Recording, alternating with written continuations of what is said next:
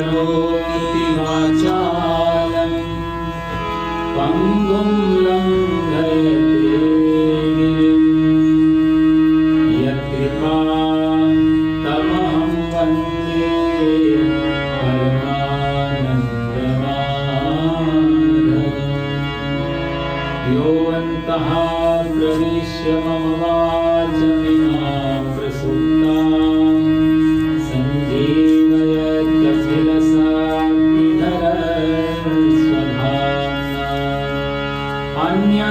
हस्तचरणाश्रवणत्वनादि प्राणान्नमो भगवते पुरुषाय तुभ्यम्। कृष्णत्वदीयपदपङ्कजपञ्जरान्ते अद्यैव मे विशतु मानसराजहंसः। प्राणप्रयाणसमये कफवातपित्तैः कण्ठावरोधनविदौ स्मरणं कुतस्ते। ये सच्चिदानंद भगवान की जय, गीता माता की जय।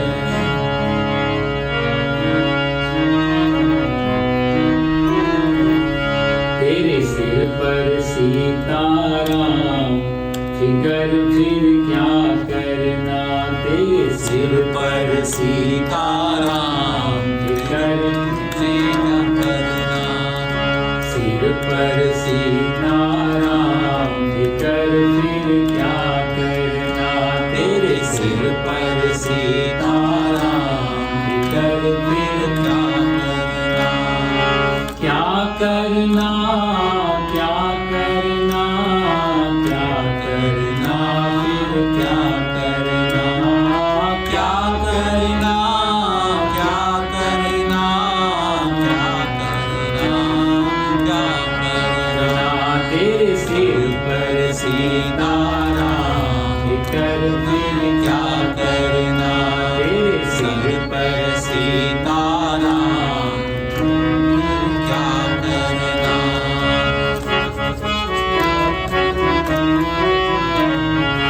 पितु रघुवर श्री जानकी मैया, पितु रघुवर श्री जानकी मैया, पितु रघुवर श्री जानकी मैया, पितु रघुवर श्री जानकी मैया। फिर क्यों परेशान हो भैया, फिर क्यों परेशान हो भैया। तेरे कटेंगे कष्ट तमाम, तेरे कटेंगे कष्ट तमाम। फिकर फिर क्या करना। तेरे सिर पर सीताराम, फिकर फिर क्या करना। तेरे सिर पर सीताराम, फिकर फिर क्या करना। जो जन राम कथा सत्संगी, जो जन राम कथा सत्संगी, जो जन राम कथा सत्संगी, जो जन राम कथा सत्संगी। उनके सहायक श्री बजरंगी, उनके सहायक श्री बजरंगी। अतुलित बल के धाम, अतुलित बल के धाम। फिकर फिर क्या करना। तेरे सिर पर सीताराम, फिकर फिर क्या करना।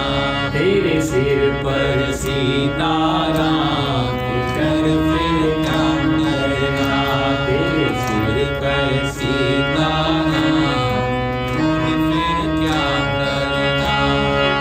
अब मेरे मन ना भरो तुम, अब मेरे मन ना भरो तुम।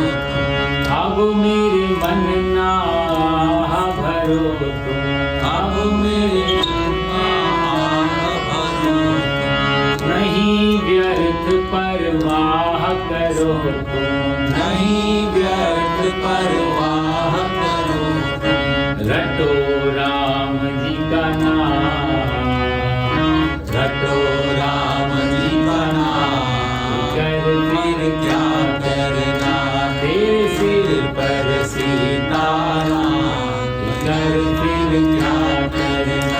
तेरे सिर पर सीताराम बिखर फिर क्या करना, तेरे सिर पर सीताराम बिखर फिर क्या करना, तेरे सिर पर सीताराम बिखर फिर क्या करना। बोलो सच्चिदानंद भगवान की जय, गीता माता की जय। योगस्थः कुरु कर्माणि संगं त्यक्त्वा धनञ्जय, संगं त्यक्त्वा धनञ्जय, सिद्ध्यो समो भूत्वा, सिद्धिसिद्ध्यो समो भूत्वा, समत्वं योग उच्यते, समत्वं योग उच्यते। दूरेण ह्यवरं कर्म, दूरेण ह्यवरं कर्म, बुद्धियोगात् धनञ्जय, बुद्धियोगात् धनञ्जय, बुद्धौ शरणमन्विच्छ, बुद्धौ शरणं विच्छ, कृपणा फलहेतवः, कृपणः फलहेतवः। 50वां भी लेना, बुद्धि सीखा है। बुद्धियुक्तो जहातीह, बुद्धियुक्तो जहातीह, उभे सुकृत दुष्कृते, उभे सुकृत दुष्कृते, तस्मात् योगाय युज्यस्व, तस्मात् योगाय युज्यस्व, योगः कर्मसु कौशलम्, योगः कर्मसु कौशलम्। सो पिछली बार हम लोग 47 पे भगवान कह रहे थे कर्मण्येवाधिकारस्ते मां फलेषु कदाचन। बहुत अच्छा श्लोक था ये और बड़ा प्रसिद्ध भी श्लोक है। किसी ने पिछली बार प्रश्न भी किया थे, 1-2 क्वेश्चन आए थे मेरे पास में। प्रश्न था शायद बहन जी पता नहीं वो आए नहीं आए, लहसुन प्याज के बारे में था कि लहसुन प्याज जो है वो खा सकते हैं या नहीं खा सकते हैं, और भगवान को भोग लग सकता है या नहीं लग सकता है। तो कई बार ऐसी परिस्थिति होती है कि बाहर गए तो खाना पड़ता है, या फिर दूसरी जगह कई परिस्थितियों में यात्रा में है, प्रवास में है, तो भोग लगा सकते हैं नहीं, वो सबसे प्रश्न था कि इनका जो घर में जो भोजन बनेगा उससे भोग नहीं लगेगा। पर यदि बाहर गए और फिर भोग लगा के पाने की परंपरा है, तो फिर उसका जो सामने भोजन है उसमें लहसुन प्याज है तो भोग कैसे लगाएंगे, यही शायद उनका प्रश्न रहा होगा।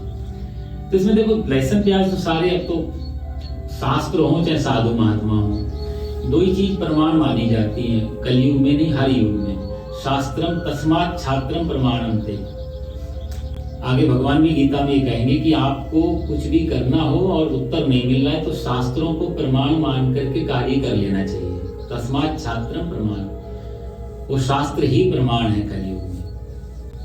तो शास्त्रों में ऐसा कुछ निषेध नहीं है कि कोई पाप लगेगा या कोई नरक जाना पड़ेगा इसकी वजह से। जैसे कुछ किसी की जीव हिंसा करके यदि कुछ खाया पकाया जाता है शरीर को लाल बनाने के लिए, उसके दोष हैं शास्त्रों में। जीव हिंसा का तो पाप लगता है, लेकिन लहसुन प्याज तो ये तो जैसे कंदमूल फल निकल रहा है, गाजर निकल रही है, आलू निकल रहा है, पृथ्वी से निकल, वैसे तो जितने भी पृथ्वी के अंदर वाले सब्जियां हैं उनमें से ज्यादातर सब्जियों का निषेध है शास्त्रों में। उसमें गाजर भी आ जाती है, मूली भी आ जाती है, और उसमें नियम दिया कि जमीन के अंदर पैदा होने वाली सब्जियां और प्लस उसमें आने वाली दुर्गंध, तो तीक्ष्ण दुर्गंध यदि उसमें है और जमीन के अंदर, तो ऐसी सब्जियों का भी धार्मिक कार्यों में, व्रत उपवास आदियों में उसका निषेध है। जैसे मूली है, मूली का निषेध है सिर्फ गंध के कारण। आरोग्य में बहुत अच्छा है, आयुर्वेद में बहुत अच्छी है मूली, लेकिन धार्मिक कार्यों में मूली उतना नहीं चलेगी। तो प्याज लहसुन भी कंदमूल की तरह आते हैं, लेकिन गंध आदि की दृष्टि से निषेध है। एक कारण और भी है कि 3 प्रकार के गुण होते हैं, आगे भगवान बताएंगे, सतोगुण, रजोगुण, तमोगुण। तुम जो करते हैं, जो व्यवहार करते हैं, जो भोजन करते हैं, एक्चुअली में कि आंखों से मैंने कोई दृश्य देखा तो वो भी आंखों का भोजन है ना भाई। सामने दृश्य देखा तो वो हमारे दृश्य अंदर सिर्फ देख ही नहीं रहे ना, सिर्फ देखने तक हो तब तो कोई दोष नहीं है, आप कुछ भी देख लो, पर वो देखने के बाद जो हम उसकी व्याख्या करते हैं कि क्या हो रहा है, अच्छा है बुरा, फिर वो व्याख्या हमारे अनकॉन्शियस माइंड में जाकर के और कॉन्शियस माइंड में आकर के और कर्मों में व्यवहार में प्रतीत होने लगती है, तब सारा खतरा रहता है। तो आंखों का भोजन दृश्य है, वो भोजन भीतर जा रहा है। कानों का भोजन श्रवण है, सुनना। तो वो हमारे जैसे हमने कुछ ऐसी बात सुनी तो हमारा तन मन पूरा सब बिगड़ जाएगा। तो ये सब इंद्रियों के अपने अपने भोजन है। इसमें सबसे ज्यादा भोजन होता है मुंह से जो हम अंदर डालते हैं, उसका प्रभाव सीधा हमारे व्यवहार चरित्र सब पे आता है। तो ये तमोगुणी भोजन में आता है लहसुन प्याज। तो उनके लिए मना किया गया जो लोग साधना कर रहे हैं, जो लोग परमात्मा को पाने की राह में आगे बढ़ रहे हैं और साधना में लगे हुए लोग, साधक के लिए लहसुन प्याज वर्जित कहा, क्योंकि आपकी साधना में विघ्न पड़ेगा उससे। वो तमोगुणी है, आपके काम क्रोध लोभ को बढ़ाएगा, वो उत्तेजना बढ़ाएगा। तो आप जब ध्यान करने बैठेंगे तो मन को शांत करने के लिए उत्तेजना यदि है तो मन शांत नहीं हो पाएगा। तो जो लोग साधना में हैं उनके लिए लहसुन प्याज बाधा है, पाप नहीं है, बाधा है वो। यदि आप कुछ अच्छा करने जा रहे हैं, परमात्मा को पाने की रास्ते में आगे बढ़ रहे हैं, तो आपके लिए ये त्याग से साधु महात्मा लोग नहीं करते। और भगवान को हमने शुद्ध सतोगुणी माना, जो भगवान का विग्रह है मूर्ति रूप में, वो सतोगुणी है। तो सतोगुणी विग्रह को तमोगुणी भोजन का भोग नहीं लग सकता, क्योंकि जब हम भोजन का भोग लगाएंगे तो उसी का, हालांकि भोग के तो बड़ी अच्छी परंपराएं हैं। हमारे संत महात्मा कहते हैं कि भोजन भोग लगाने बैठो तो ऐसा प्रार्थना करो, हे प्रभु तुम ही निवेदित भोजन करही, जो हमारे घर में आज संभव हो सका, चाहे खिचड़ी, चाहे दाल रोटी, चाहे 56 भोग, प्रभु ये आपकी कृपा से मिले हैं, आपका आपको अर्पण है। और आंख बंद करके बैठ जाओ, ऐसा मन में भाव हो कि हे प्रभु आप हमारे भोजन को भोग लगा रहे हैं, भगवान भोग लगा रहे हैं। भोग लगाने के बाद भगवान ने सारा पा लिया तो वापस क्या देंगे? तो वही ठाकुर जी हमारे फिर माता यशोदा से कहते, देखो इसने हमें भोग लगाया, अब आप अपनी किचन से भी कुछ इससे वापस दो। तो यशोदा मैया मान लो आपको वापस दे रही हैं, भगवान उसी जो यशोदा की किचन से आया हुआ प्रसाद वो आपकी थाली में वापस आ जाता। इस भाव से वापस लेना चाहिए कि मैंने अपना भोजन प्रभु को कराया, वापस में प्रभु ने अपना भोजन मेरे को दे दिया। ये भोग की भाव थे। तो ऐसा शुद्ध भोजन यदि नहीं जाएगा परमात्मा पे, तो उसी भोजन से जब हम पाएंगे तो उसी भोजन से हमारी मन, हमारा तन, हमारा व्यवहार, हमारी इंद्रियां सब पुष्ट होनी है। तो वो फिर गड़बड़ हो जाएगी, क्योंकि एक एक निवाले पे सिर्फ भोजन ही नहीं जाता, भूख ही नहीं मिटाता। एक एक निवाला आयुर्वेद में लिखा है कि तुष्टि, पुष्टि, संतुष्टि तीनों चीजों को देता है। तुष्टि भी दे रहा है, तुष्ट हो रहे हैं, पुष्टि भी दे रहा है, शरीर में लग भी रहा है, और संतुष्टि भी मिल रही है। तो तीन चीजें, तीन काम कर रहा है एक ही टाइम पे, एक एक निवाला। तो वो तीनों व्यर्थ और बेकार हो जाती है यदि हमारा भोजन शुद्ध नहीं। तो लहसुन प्याज का कभी कोई दोष नहीं रहा। हाँ, साधना में यदि आप लगे, किसी अच्छे, आप कोई गहन प्रक्रिया में हैं, कोई गहन साधना में हैं, कुछ अध्यात्म में आपका जीवन डालना चाहते हैं, तो फिर इन चीजों पर निषेध बताएगा, वो आपके कार्य में बाधा जरूर उत्पन्न करेगी। साधु महात्मा ऐसे लोग। अच्छा, बाहर यदि हैं और भगवान को भोग लगाए बिना आप कभी कुछ खाते नहीं, और बाहर कहीं होटल में, यात्रा में कहीं बैठे, भोजन आ गया, तो वहां विग्रह भी तो नहीं भगवान का, मूर्ति तो है नहीं, तो मानसिक भोग लगाना है। तो मानसिक भोग का कोई दोष नहीं, फिर जो मर्जी सामने है। भगवान ठाकुर जी के चरणों में नहीं ले जा सकते विग्रह जो सामने है, कि उसकी प्राण प्रतिष्ठित हुई है, उनकी विधि विधान से पूजा हुई है, तो उसके अपने नियम है। लेकिन जब वहां से हट गए तो फिर ब्रह्मार्पणम ब्रह्म हविर ब्रह्माग्नो ब्रह्मणाहुतम, सारा संसार ब्रह्ममय है प्रभु, आप भी ब्रह्ममय, अन्न भी ब्रह्ममय, मैं भी ब्रह्ममय, तेरा तुझको अर्पण, यहीं से भोग। तो होटल में बैठ के भी यदि आप जो भोजन सामने, अच्छा उससे होगा ये कि जब हम उसको भी भोग लगा देंगे और फिर पाएंगे, तो उस भोजन में होने वाले दोष वो हमारे मन तक नहीं पहुंच पाते। ये शुद्धि हो जाती भोजन की, कि हमने नहीं चाहा है, पर ऐसी परिस्थितियां ऐसी बन गई हैं कि ये सामने आ गया है, तो प्रभु जो आया उससे, उसी से आप स्वीकार करो, हमारे हाथ में आज यही परिस्थिति है। तो मानसिक भोग उस भोजन का कहीं भी लग सकता है, लहसुन प्याज आदि यदि हैं, लेकिन यदि आपके हाथ में घर में है ऐसी परिस्थिति, अब थाली वहाँ तक नहीं जाती। हम लोग भी मंदिर में कोशिश करते हैं कि भाई नीचे जो चावल बना है या फिर कोई मीठा आदि है तो वो ऊपर आ जाए, बाकी किसी सब्जी वगैरह में तो रहने दें भगवान के पास में, तो इसका कोई ऐसा दोष नहीं लगता। दूसरा उनका प्रश्न ये भी था कि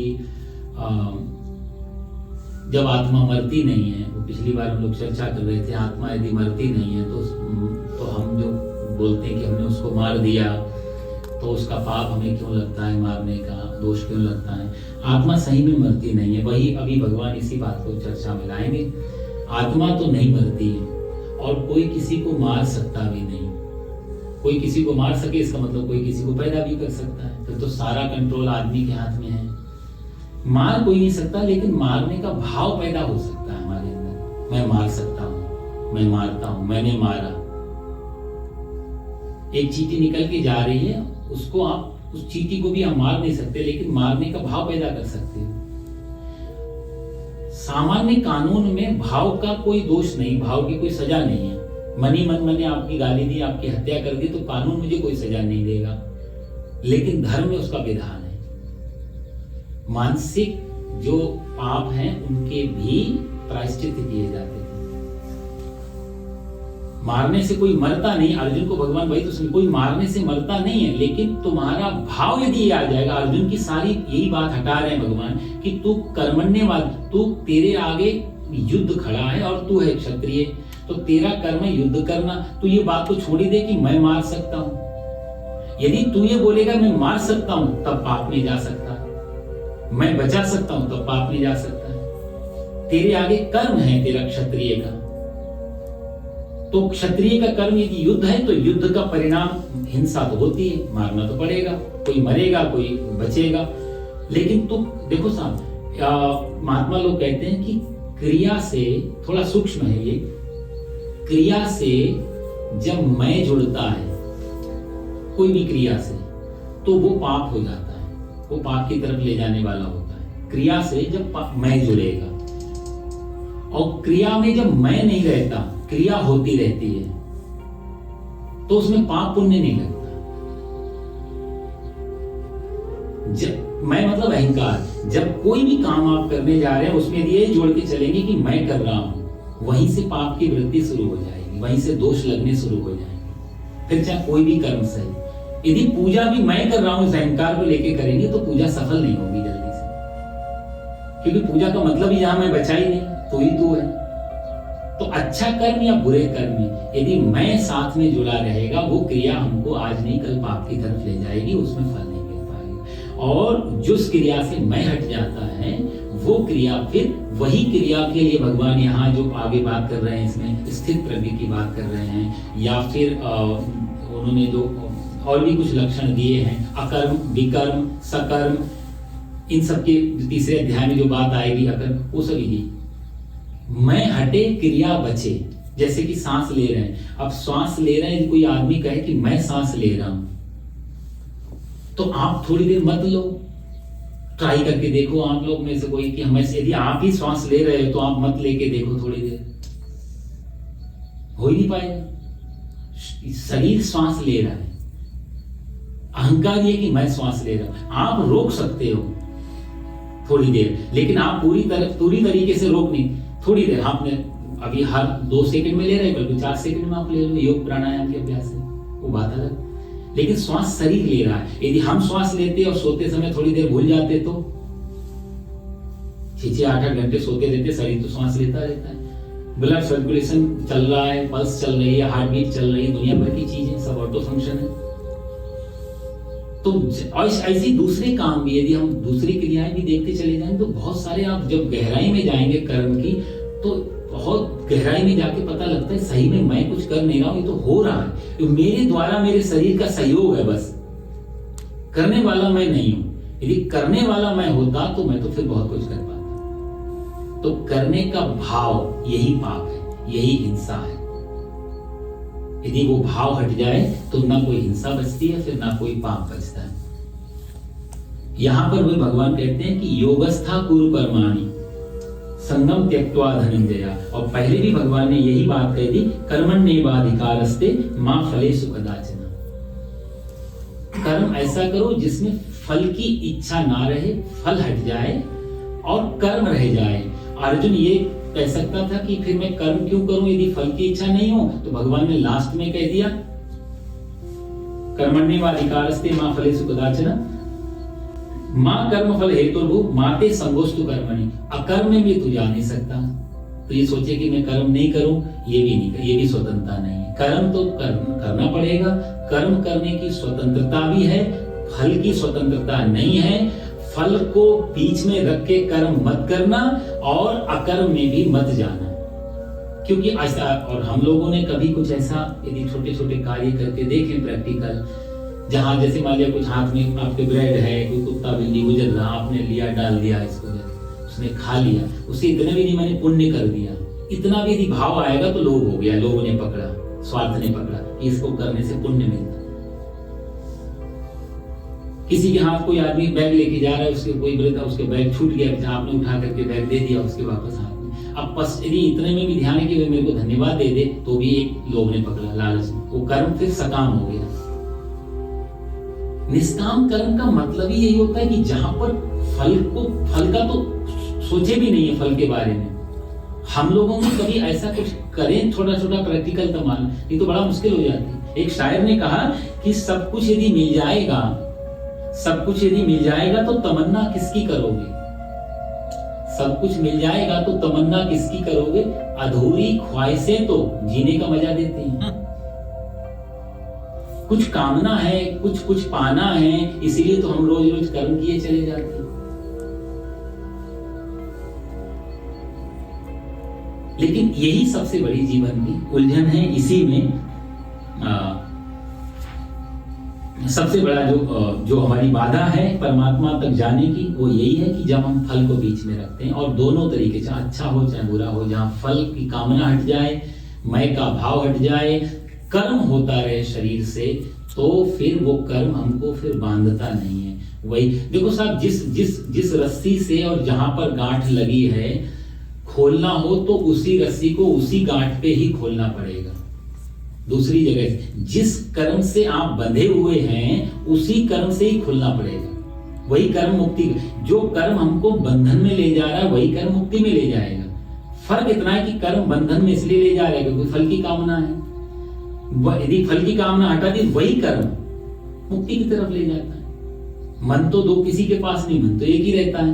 मनु महाराज कहते हैं, मना एव मनुष्याणाम कारणम बंध मोक्षयो।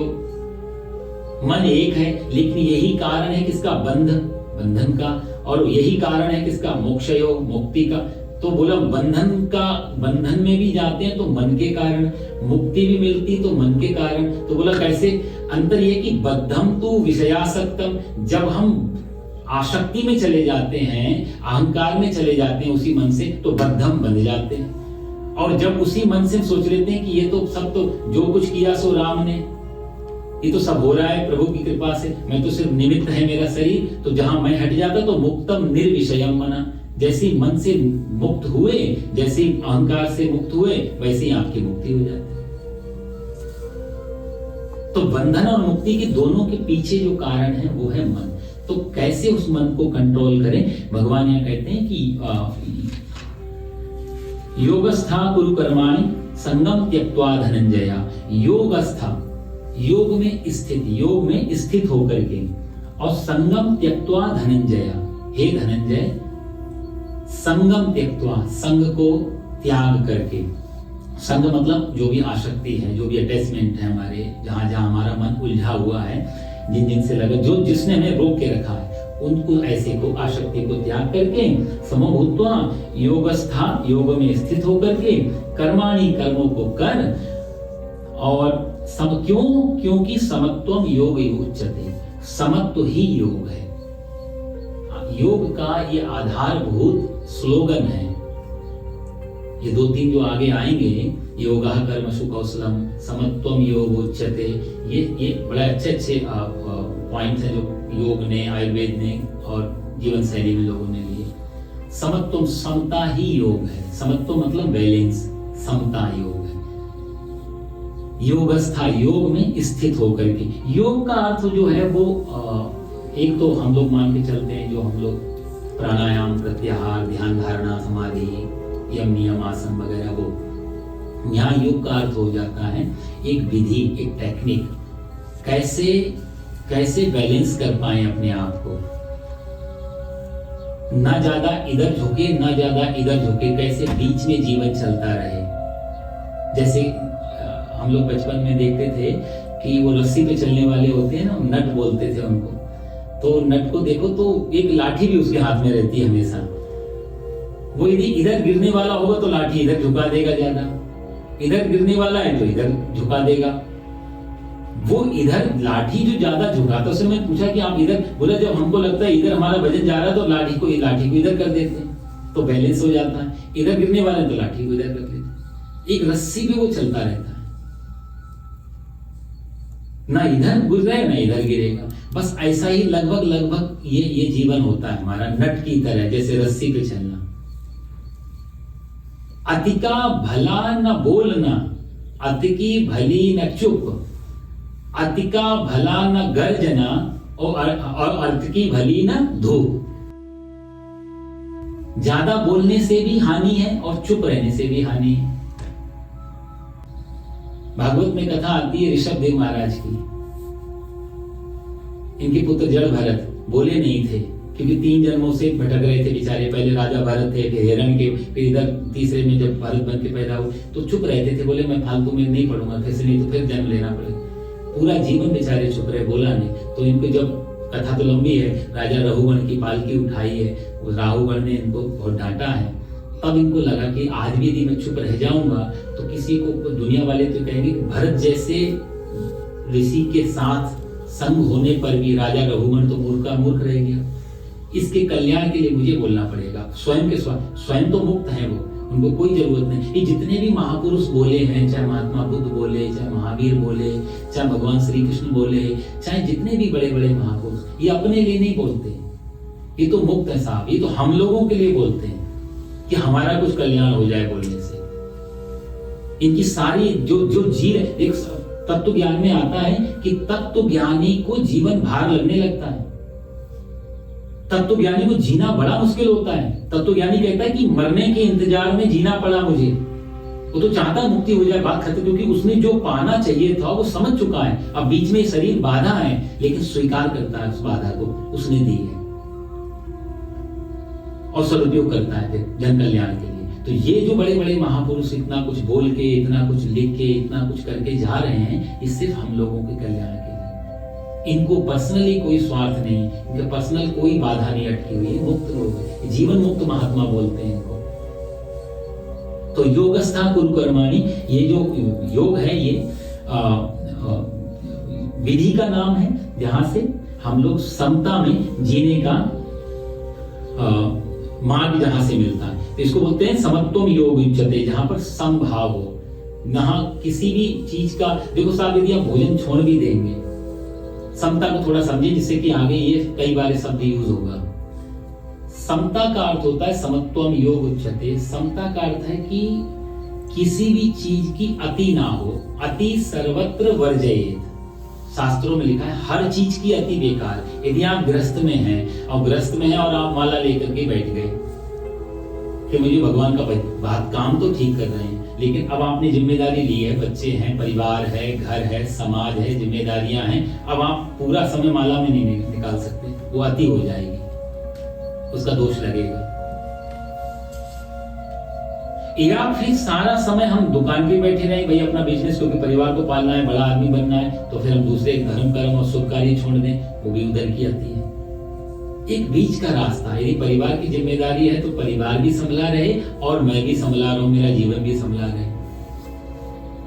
तो रियल लाइफ और रियल लाइफ दोनों का बैलेंस बना देना समत्वम योग उच्यते। कई बार तो या तो हम रियल लाइफ में ही है, सब कुछ दिखावे में रहता है मामला। आजकल ज्यादातर तो यही चलता है, जितना हम लोग जैसे अब बाहर निकलते हैं तो क्या क्या हिसाब को, तो सही से पहने हैं नहीं पहने, सही दिख रहे हैं नहीं दिख रहे हैं, सब कुछ मामला सब दिखावे का ज्यादातर आ जाता है। उसमें रियल तो बिल्कुल छुप ही जाता है, असली जो चीज है। तो ये दोनों के बीच में जो रास्ता, अति ज्यादा खाएंगे तो भी आदमी मर जाता है। एक राजा की कहानी आती है हमारे शास्त्रों में, बेचारा खाता था और वॉमिटिंग की दवाइयां लेता था आयुर्वेदिक, वो दिन भर खाता रहता था नए नए पदार्थ को, और अपने आचार्य को लगाया हुआ था कि वो उसने वो दवाइयां दे, वो या तो उल्टी करेगा या दस्त हो जाएंगे, जिससे पेट जल्दी खाली होने से मर गया बेचारा जल्दी। न ज्यादा खाना और न बिल्कुल व्रत करना, न ज्यादा फास्टिंग न करना, बीच का ले। कई लोग एक अति को पकड़ के बैठे हैं कि या तो आदमी धन के पीछे गुलाम है, धन के, या फिर धन से इतनी खुंदक है उसके धन को छूता नहीं है। मैं किसी ऐसे व्यक्ति के साथ में था, ये करीब 20 साल पुरानी बात होगी शायद, नाम लेना उचित नहीं है, साधक था बेचारा, बहुत अच्छा था। उनके साथ में थे तो उनके साथ रह के मैं करीब 6 महीने रहा उनके साथ, पर्सनल मेरा प्रैक्टिकल अनुभव रहा। उन्होंने कसम खाई हुई थी कि मैं पैसे को हाथ नहीं लगाऊंगा, मुद्रा को टच नहीं करते थे बिल्कुल। हरिद्वार से जब उनसे मेरा मिलना हुआ तो कुछ ऐसे संयोग बने कि भगवान ने फिर कुछ ऐसी परिस्थितियां रखी कि उनको उनके साथ ही फिर 6 महीने के लिए रहना पड़ा। तो देखा तो मैंने कहा ऐसे महापुरुष के साथ रहकर कुछ सीखने को मिलेगा, क्योंकि मैं धन के पीछे मान लिया भाग रहा हूँ कि आगे फ्यूचर क्या होगा। उस समय हम चिंता में भी थे, बैचलर लाइफ थी, तो सोचा अभी विवाह भी करना है, घर भी लेना है, सब कुछ करना है, कैसे होगा, तो धन कैसे आएगा, क्या करें, कौन सी रास्ता। और एक व्यक्ति बिल्कुल ऐसा मिल गया जिसने कसम खा रखी है कि मैं धन को टच नहीं करूंगा। तो मैंने कहा ये तो बहुत अच्छा सीखने को मिलेगा कि सही में क्या है। तो हम भी अभी बाईपास ही निकल जाए, अभी तो चौराहे पे खड़े हैं। तो उनके साथ जब रहे तो मैंने देखा कि वो सही में यदि कुछ काम पड़े तो बेचारे पैसे को टच नहीं करते, और पैसा बहुत था। इसी देश की बात है, कैलिफोर्निया की। तो पैसा बहुत था, बिलियन डॉलर उनके पिताजी के पास में, और उन्होंने बड़ी मेहनत की थी। 1950-55 में आ गए थे उधर, तब से बेचारे रात दिन कमाने पे लगे थे, और बहुत अच्छा उन्होंने एक अपना एम्पायर बनाए हुए थे। इकलौता लड़का, पैसे को नहीं टच करेगा। अब ये साइकोलॉजी देखा है मैंने कि पिताजी अभी 78 की उम्र में भी 16 घंटे काम कर रहे हैं, पैर नहीं चलते फिर भी जाते हैं हर स्टोर पे, हर जो उनके अपार्टमेंट बिल्डिंग जो था उनका बिजनेस व्यापार फैलाया, सबसे शाम तक हिसाब करके आते हैं। और ये अकेला इकलौता लड़का ये कहता है मैं पैसे को टच नहीं करूंगा। ये दो विरुद्ध मानसिकताएं एक ही घर में एक छत के नीचे रह रही, तीसरा मैं देखने वाला था। और इतना द्वंद्व था कि कभी ये सत्य लगते थे, कभी ये सत्य लगते थे। तो हुआ क्या कि गए हुए शायद हफ्ता 10 दिन ही हुए उनके पास में, तो एक दिन वो उनके शारीरिक कुछ कष्ट हुआ तो बॉडी मसाज करने समुद्र किनारे ले जाना था उनको, गए साहब मसाज करने की। जब पैसे देने का समय आया तो चेक पे साइन किया उन्होंने। तो जब चेक पे साइन किया और चेक दिया तो मैंने कहा आप तो पैसे को हाथ नहीं, बोला नहीं ये तो चेक है ये पैसा कहाँ। मैंने कहा ये रास्ता बहुत बढ़िया, ये तुम्हारा समत्वम योग उच्चते जो भगवान कह रहे हैं, ये तो बहुत अच्छा बैलेंस किया आपने, पैसे को भी टच नहीं करेंगे। अच्छा, सारा काम बड़ी अच्छी कार में चलते हैं क्योंकि बड़े बाप के बेटे हैं, बहुत अच्छी हवेली जिसमें मैं रहता था, बहुत सुंदर घर, बड़ा घर था, लग्जरी व्यवस्था थी वहां पे, एक एक व्यवस्था। लेकिन बेचारे कमरे में व्यवस्था सारी करके रखी है, लेकिन विश्राम जो करना जमीन पे करना है, लेकिन जिस गद्दे पे विश्राम करना वो गद्दा बहुत महंगा था। जो कॉटन का रोब ओढ़ के चलते थे वो कॉटन बहुत महंगी है। जो पतीला हाथ में लिया था उसकी कॉस्ट अच्छी खासी है। घड़ी बांध नहीं सकते लेकिन घड़ी रख सकते, तो घड़ी भी रोल्स रॉयस की बढ़िया घड़ी रखी हुई है। कहने का मतलब ये है कि हर चीज की सुविधा बहुत है लेकिन पैसे को टच नहीं करना बहुत। तो ये ऐसे तरीके से कान पकड़ने की तरह हो गया कि एक आदमी पीछे भाग रहा है और एक आदमी धन से आगे भाग रहा है, पर दोनों भाग रहे हैं, दोनों के बीच में धन है, दोनों के लिए महत्वपूर्ण धन हो गया। धन इतना महत्वपूर्ण है कि हम आपको छुएंगे नहीं, यदि हम आपको छुएंगे तो हमारा संकल्प बिगड़, और एक आदमी कहता है हम आपको छोड़ेंगे नहीं। तो महत्वपूर्ण दोनों अट्रैक्शन में तो है, धन के आकर्षण तो है धन में। भगवान यहां कहते हैं वो आकर्षण गिर जाए, आ गया तो ठीक है। कभी घी, मारवाड़ी में कहावत है, कभी घी घड़ा, कभी मुट्ठी चढ़ा और कभी गोई मना। मिल गया तो खूब खीर पूरी खाए, 56 भोग खाए, बढ़िया। नहीं मिला यदि शनि चवेली मिल गया तो चना खा लिया, और कभी वो भी बना, कभी आज परमात्मा ने हमको एकादशी करवा दी। सुदामा जी जब गए हैं कृष्ण के भगवान द्वारिका में, भगवान ने पूछा कि बेपर्वत कैसा चल रहा है जीवन, तो सुदामा जी क्या बात कहते हैं वहां पे कि हे प्रभु कि एक मास 2 पाख में, 1 महीने में और 15 दिन में 2 एकादशी हुए, 2 बार एकादशी आती है राइट, 1 महीने में 1 माह 2 पाख में 2 एकादशी हुए, लेकिन प्रभु आपकी कृपा से हमारे घर में तो रोज एकादशी हो। लोग तो 2 बार करते महीने, हम तो रोज कर लेते हैं, प्रभु ये आपकी कृपा है। तो ये आदमी विरोध में नहीं है, यदि इसको आज भिक्षा मिल गई, कुछ कोई दे गया तो पा लेता है, नहीं मिलता तो परमात्मा ने मेरी एकादशी करवा दी। समत्वम योग उच्यते, यही सबसे बड़ा समत्व है कि जो बीच में आकर ठहर जाए, अति नहीं, किसी भी चीज की अति नहीं। आजकल हर चीज की जो अति है, सबसे ज्यादा स्ट्रेस उसी बात का, चाहे और युवा पीढ़ी में सबसे ज्यादा बच्चों पे हम इतना प्रेशर डाल के रखते हैं, इतने परसेंटेज आने चाहिए, पड़ोसी कहाँ पहुंच गया तो उनका लड़का, उनका बच्चा कहाँ, और तो इस समय सक्सेसफुल की आड़ में इतना स्ट्रेस इकट्ठा कर रहे हैं बच्चे, सिर्फ सक्सेस कि हमें सक्सेस हो, तो सक्सेस आते आते स्ट्रेस इतना बढ़ जाता है कि जब सक्सेस हाथ में आता है तो उसका मजा खत्म हो जाता है। तो ऐसी सफलता क्या है जो सिवाय स्ट्रेस के कुछ नहीं देती। इसलिए भगवान ने ये जो श्लोक हैं, यहां से जो 54 नंबर, ये अभी 48 चल रहा है, आगे जो ये श्लोक कुछ आएंगे 18 श्लोक हैं। 18 श्लोक का पाठ जो है करने से, गांधी जी तो इन्हीं 18 श्लोक का पाठ हमेशा पूरा जीवन करते रहे। उनके जीवन में जो गीता अनिवार्य रूप से जो थी वो ये 18 श्लोक में थी, 54 to 72। इसी के बाद इसी का व्याख्या है आगे सब कुछ। समत्वम योग उच्यते, योग क्या है और योग में समता क्या है, कैसे बैलेंस किया जाए। तो इसलिए जो जीवन में समता है वो यदि आ जाए तो उसी को योग कहा जाता है। यम नियम आसन प्राणायाम से आती है तो भी ठीक है, वो भी विधियां हैं, लेकिन उससे यदि नहीं आ रही वो नहीं तो फिर वो एक्सरसाइज तक रह जाएगी।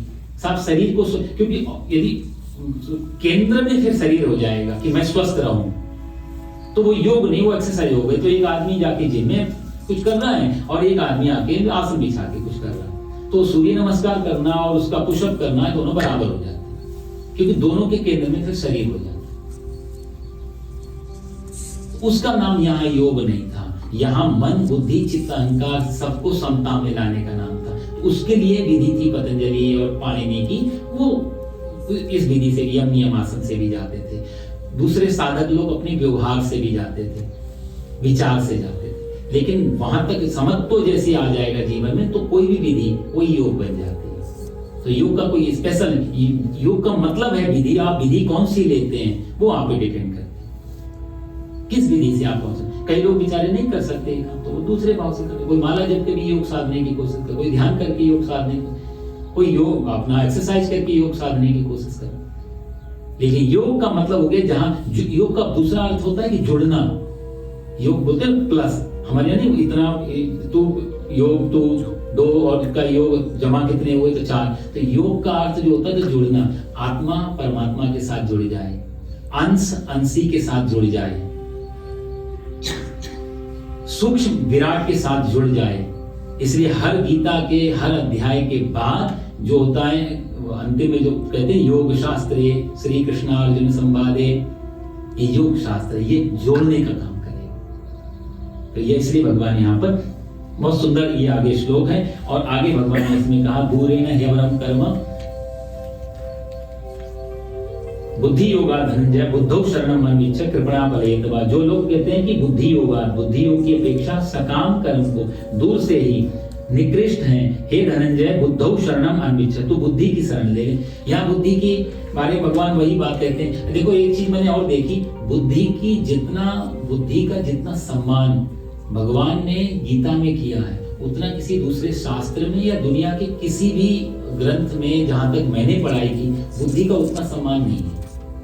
बुद्धि को यदि दूसरे धर्म शास्त्रों में बाधा बताया गया, लेकिन यहाँ गीता और बाकी हमारे जो और ग्रंथ हैं उनमें भी सबसे ज्यादा बुद्धि का सम्मान भगवान ने गीता में किया। बुद्धौ शरणम अनविच्छ, हे धनंजय तू बुद्धि की शरण में जा। और जो लोग सकाम कर्मों को छोड़ देते हैं, यानी कि वही जो कर्मण्येवाधिकारस्ते, कि जहां पर कर्म के फल की अपेक्षा खत्म हो जाए, वही भगवान यहाँ कहते हैं बात को कि कर्म दूरेण अवरम, दूर से ही जो सकाम कर्म है वो पहले से ही लोग छोड़ के चलते हैं। बुद्धौ शरणम, बुद्धि मतलब समता की शरण में जो चले जाते हैं, जहां अपेक्षा कोई रहती नहीं है। जैसे कि प्रहलाद महाराज जी का उदाहरण है भागवत में। प्रहलाद जी पिता ने इतना सताया, इतना परेशान किया, भगवान नृसिंह के रूप में प्रकट हुए, हिरण्याकशिपु को मारा। प्रहलाद सामने खड़ा है, पूछा प्रहलाद से कि कुछ मांगो वरदान बेटा, तुमने मेरी इतनी कितना स्ट्रेंथ रही होगी, एक छोटे से बच्चे को उसका पिता मारना चाहता है, कभी किस तरीके, कभी कितना बेचारा परेशान रहा होगा।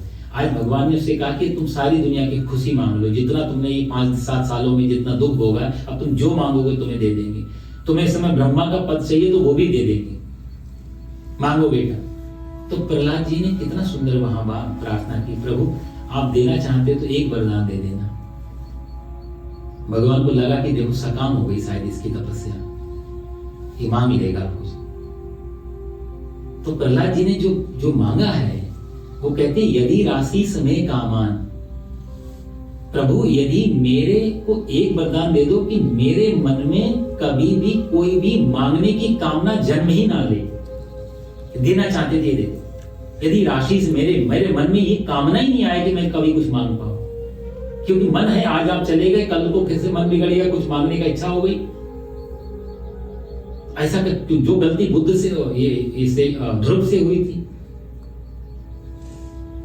ध्रुव भी मांगने ही गए थे ना राज्य को। प्रहलाद चाहते कि वो भी फूंक फूंक के कदम रखें कि प्रभु कभी भी आप चले जाओ तो भी किसी भी रूप में पूरे जीवन में कभी भी मैं आपसे कुछ मांगू नहीं, मेरी भक्ति मेरा कर्म कभी सकाम ना हो।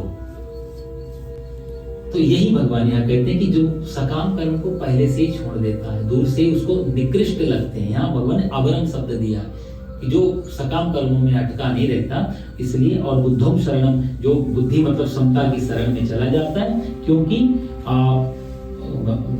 फल हेतवा कृपण, जो फल चाहने वाले लोग हैं, जिनको फल की कामना है, ऐसे लोग तो जो फल चाहने वाले वो कृपण है, वो कंजूस हैं ऐसे लोग। क्योंकि होता क्या है, कंजूस क्यों है, कृपणा जो शब्द भगवान दे रहे हैं कि हम जो फल चाहते हैं कर्म से, कई बार उतना या उससे कम ही मिल पाता है हमें। लेकिन वो कहावत है ना, बिन मांगे मोती मिले, मांगे मिले न भीख। हम यदि जो मांग रहे हैं जिससे, उससे हमने यदि मांग लिया तो आदमी उतना देके पीछा छुड़ा लेगा। यदि हमने नहीं मांगा, 1-2 नौकर हो घर में, एक हम नौकर हमेशा तनख्वाह की बात करे, तो तनख्वाह बढ़ाओ, ये सुविधा दो, तब काम करूंगा, और एक नौकर बेचारा चुपचाप से जो दे दिया, रोटी दाल पानी जो उसमें संतुष्ट रहे, तो हमारा किसके प्रति भाव बढ़ेगा, किस पे हमारा भरोसा बढ़ जाएगा।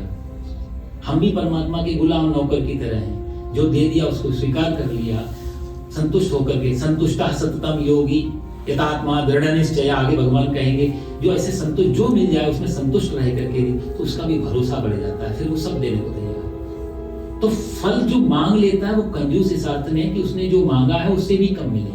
लेकिन देने वाले का और मांगने वाले के अपने स्तर भी होते हैं। जब मांगने वाले का अपना एक स्तर होगा, भाई हमारे एक स्तर, हमारे एक लेवल है मांगने का, हम क्या मांग सकते हैं, तो कभी भी आप अपने मन में विचार कर लेना, कितना मांगे, क्या मांगे। बहुत छोटी छोटी मांगे रहेंगे, और मांग के रहे जगदीश से, तो जगदीश से हम मांग क्या रहे हैं, बहुत छोटी छोटी। लेकिन तो हमारे मांगने का एक स्तर है और एक देने वाले का अपना एक स्तर है। तो बिना मांगे जब देने वाला अपने स्तर से देगा तो क्या नहीं दे देगा। ध्रुव ने भी जब छोड़ दिया प्रभु कि आया था राज्य की कामना से, पर आपको देखा तो आपको देखने के बाद मांग खत्म हो गई, अब नहीं चाहिए प्रभु, अब तुम्हें जो उचित लगता हो। तो भगवान ने फिर ध्रुव पद दे दिया उसे, कहा पहले तू राज्य भी कर 36,000 वर्ष और उसके बाद ध्रुव पद पे जा। तो देने वाले का भी अपना। दूसरा क्या होता है कि जब हम कर्म कोई अनुष्ठान सकाम करते हैं तो सकाम कर्म हमारे फल को, हमारे जो शुभ हैं उनको खाते रहते हैं। मान लिया आपने कोई माला जपी, कोई अनुष्ठान किया और आपने कोई कामना रख दी, तो कर्म कांड कहता है कि वो कामना के कारण वो अनुष्ठान समाप्त हो गया। आपने मांगी नौकरी, इसके बदले आपने किया भजन, कोई शुभ काम किए, तो जैसे आपको नौकरी मिली वो कर्म आपके खत्म हो गया, आप फिर खाली हो गए। जैसे एक बूढ़ी माता रस्सी बट रही थी हरी घास की, रस्सी बढ़ती चली, अंधी थी बेचारी, तो रस्सी बढ़ती चली जा रही, कई घंटे उसने रस्सी बटी, उसको लगा 40-50 मीटर हो गई। उसने बेटे को बुलाया कि बेटा देखो रस्सी मेरी 40-50 मीटर मैंने बट दी, 3-4 घंटे से बट रही, देखना है जरा। तो बेटा बोला रस्सी तो आपके पास में 1 मीटर भी नहीं है।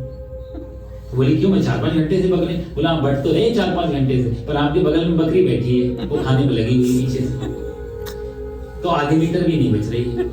तो ये कर्म, सकाम कर्म क्या करते कि हमारे फलों को खाते रहते। फल आए या नहीं आए वो बात अलग है, पर जैसी सकाम कर्म किया तो हमारे पुण्य को, हमारे जो श्रेष्ठ जो हमारा पास है उसको खाता रहेगा। तो खाली जैसे एक गगरी, कितनी बड़ी गगरी क्यों ना हो, उसमें छोटा सा भी छेद होगा तो साफ पानी तो खाली होता रहेगा उससे। सकाम कर्म छेद की तरह हो जाते हैं। इसलिए भगवान कहते हैं कि कृपणा फल हेतु, फल को चाहने वाला बहुत कभी, उसको मालूम नहीं इससे ज्यादा आ सकता था।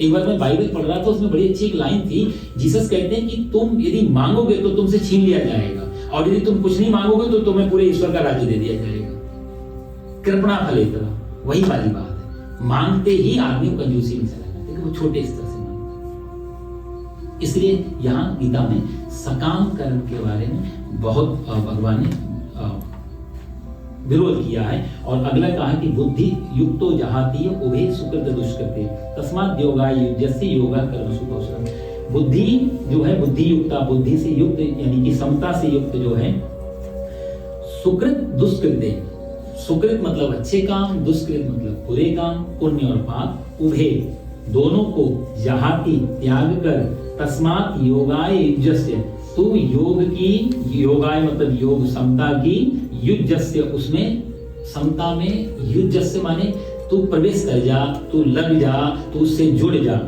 क्यों जुड़ जा? क्योंकि योगा कर्मसु कौशलम, योग ही कर्म की कुशलता है।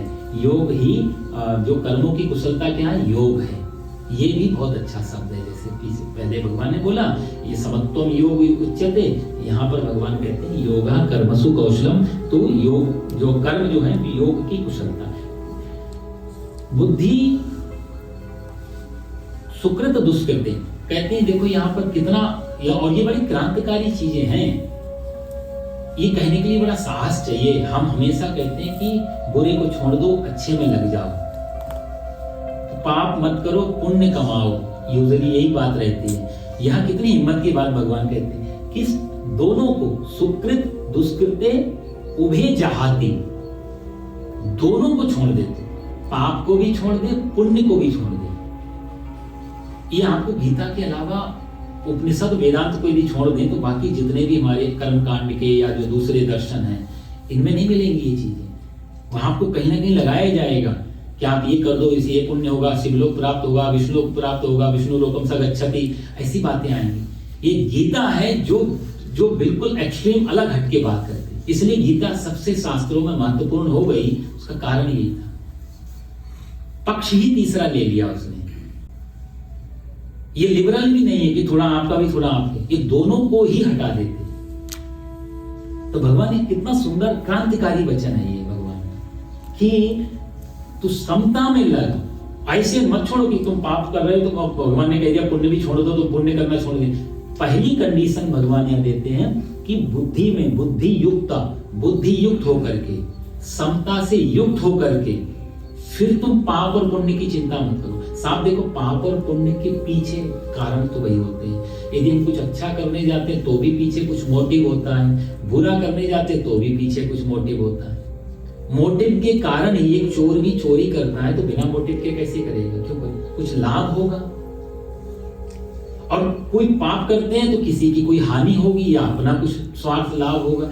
तो जो भी है, हम अच्छा या बुरा, पुण्य या पाप, इसके पीछे, शब्दों के पीछे काम तो यही है कि या तो अच्छा फल मिले, बुरा फल मिले।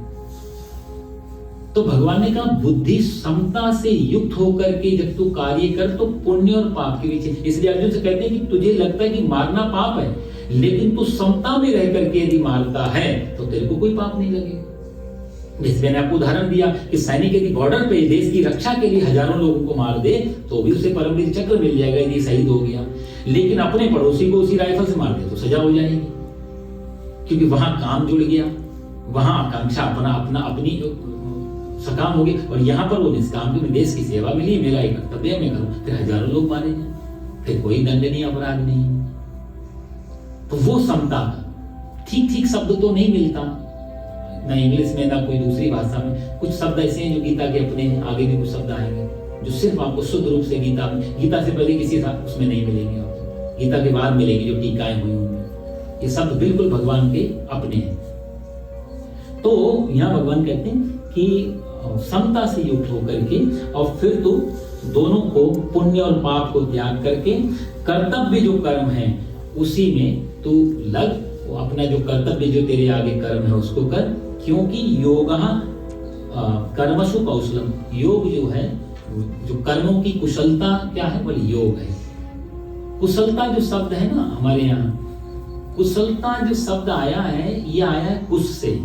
कुश यदि आप जानते हो घास की तरह हम लोग तर्पण आदि में यूज करते हैं। कुश जो घास होती है वो इतनी तीक्ष्ण होती है कि यदि असावधानी से उसको पकड़ के उखाड़ने की कोशिश की तो हाथ काट देगी। एक अमावस्या आती कुशोत्पाटनी अमावस्या, उस अमावस्या का नाम है कुशोत्पाटनी। तो हम लोग ब्राह्मण लोग आदि आप देखेंगे तो ये लोग उस अमावस्या से एक दिन पहले यानी कि चतुर्दशी के दिन जहां भी कुशा होती है उनको जाके नमस्कार करके और प्रार्थना करके आते हैं, कल हम आपको लेने आएंगे, हमारे कार्य की सिद्धि के लिए आप हमारे साथ चलने के लिए तैयार हैं। ये प्रार्थना की जाती है एक दिन पहले चतुर्दशी को। और जिस दिन कुशोत्पाटनी अमावस्या होगी उस अमावस्या के दिन जाकर के और उस कुशा को बड़े तरीके से पकड़ करके और एक ही झटके में जड़ के साथ उखाड़ना होता है, हाथ भी कटे नहीं और कुशा पूरी जड़ के साथ निकल आए। तो कुश को बड़ी तरीके सावधानी से उखाड़ने का जो प्रक्रिया था उसी शब्द से कुशलता शब्द बना। तो इसलिए भगवान यह कहते हैं योगा कर्मसु कौशल। जैसे कुश उखाड़ने वाले विप्र लोग बड़ी जिस सावधानी से कुश उखाड़ते हैं कि हाथ भी जले नहीं, हाथ भी चोट ना लगे, हाथ को कुछ ना हो और कुशा भी उखड़ के कर्म भी हो जाए, कर्म फल का दोष हमें ना लगे। इसका नाम है योग। योगा कर्मसु कौशलम। इसलिए ये कुछ सूत्र हैं जो आपको थोड़ा थोड़ा जैसे समत्वम योग उच्यते और योगा कर्मसु कौशलम, ये जरूर आप लोगों को याद रखना है। ये दूसरे अध्याय के बड़े महत्वपूर्ण सूत्र हैं। बाकी पूरा श्लोक याद हो या ना हो पर इन श्लोकों को जरूर याद रखें। आगे 51 हम लोग ले लेते हैं। कर्मजं बुद्धियुक्ता हि फलं त्यक्त्वा मनीषिणः जन्मबन्धविनिर्मुक्ता पदं गच्छन्त्यनामयम् यदा ते मोहकलिलं बुद्धिर्व्यतितरिष्यति तदा गन्तासि निर्वेदम् श्रोतव्यस्य श्रुतस्य च श्रुति विप्रतिपन्ना ते यदा स्थास्यति निश्चला समाधावचला बुद्धिः तदा योगम् अवाप्स्यसि। भगवान फिर से कहते हैं कर्मजं बुद्धि युक्ता ही फलम त्यक्त्वा मनीषिणः। कारण क्या है कि समता युक्त जो मनीषिणा जो बुद्धिमान लोग हैं, कर्मजम कर्मजम मतलब कर्म से उत्पन्न हुए जो फल हैं त्यक्त्वा उनका त्याग करके जन्म बंध विनिर्मुक्ता, जन्म और मरण रूपी जो बंधन से मुक्त होकर के निर्विकार पद को प्राप्त हो जाए। देखो कितना फल बड़ा मिलता है। सकाम कर्म करने से बंधन मिलता है, निष्काम कर्म करने से, सिर्फ निष्काम कर्म कर लिया जाए तो भी वो गति मिल जाती जो बड़े बड़े योगियों को जंगल में रह के पूरा जीवन देके नहीं मिल पाती कि जरा सा दोष हो।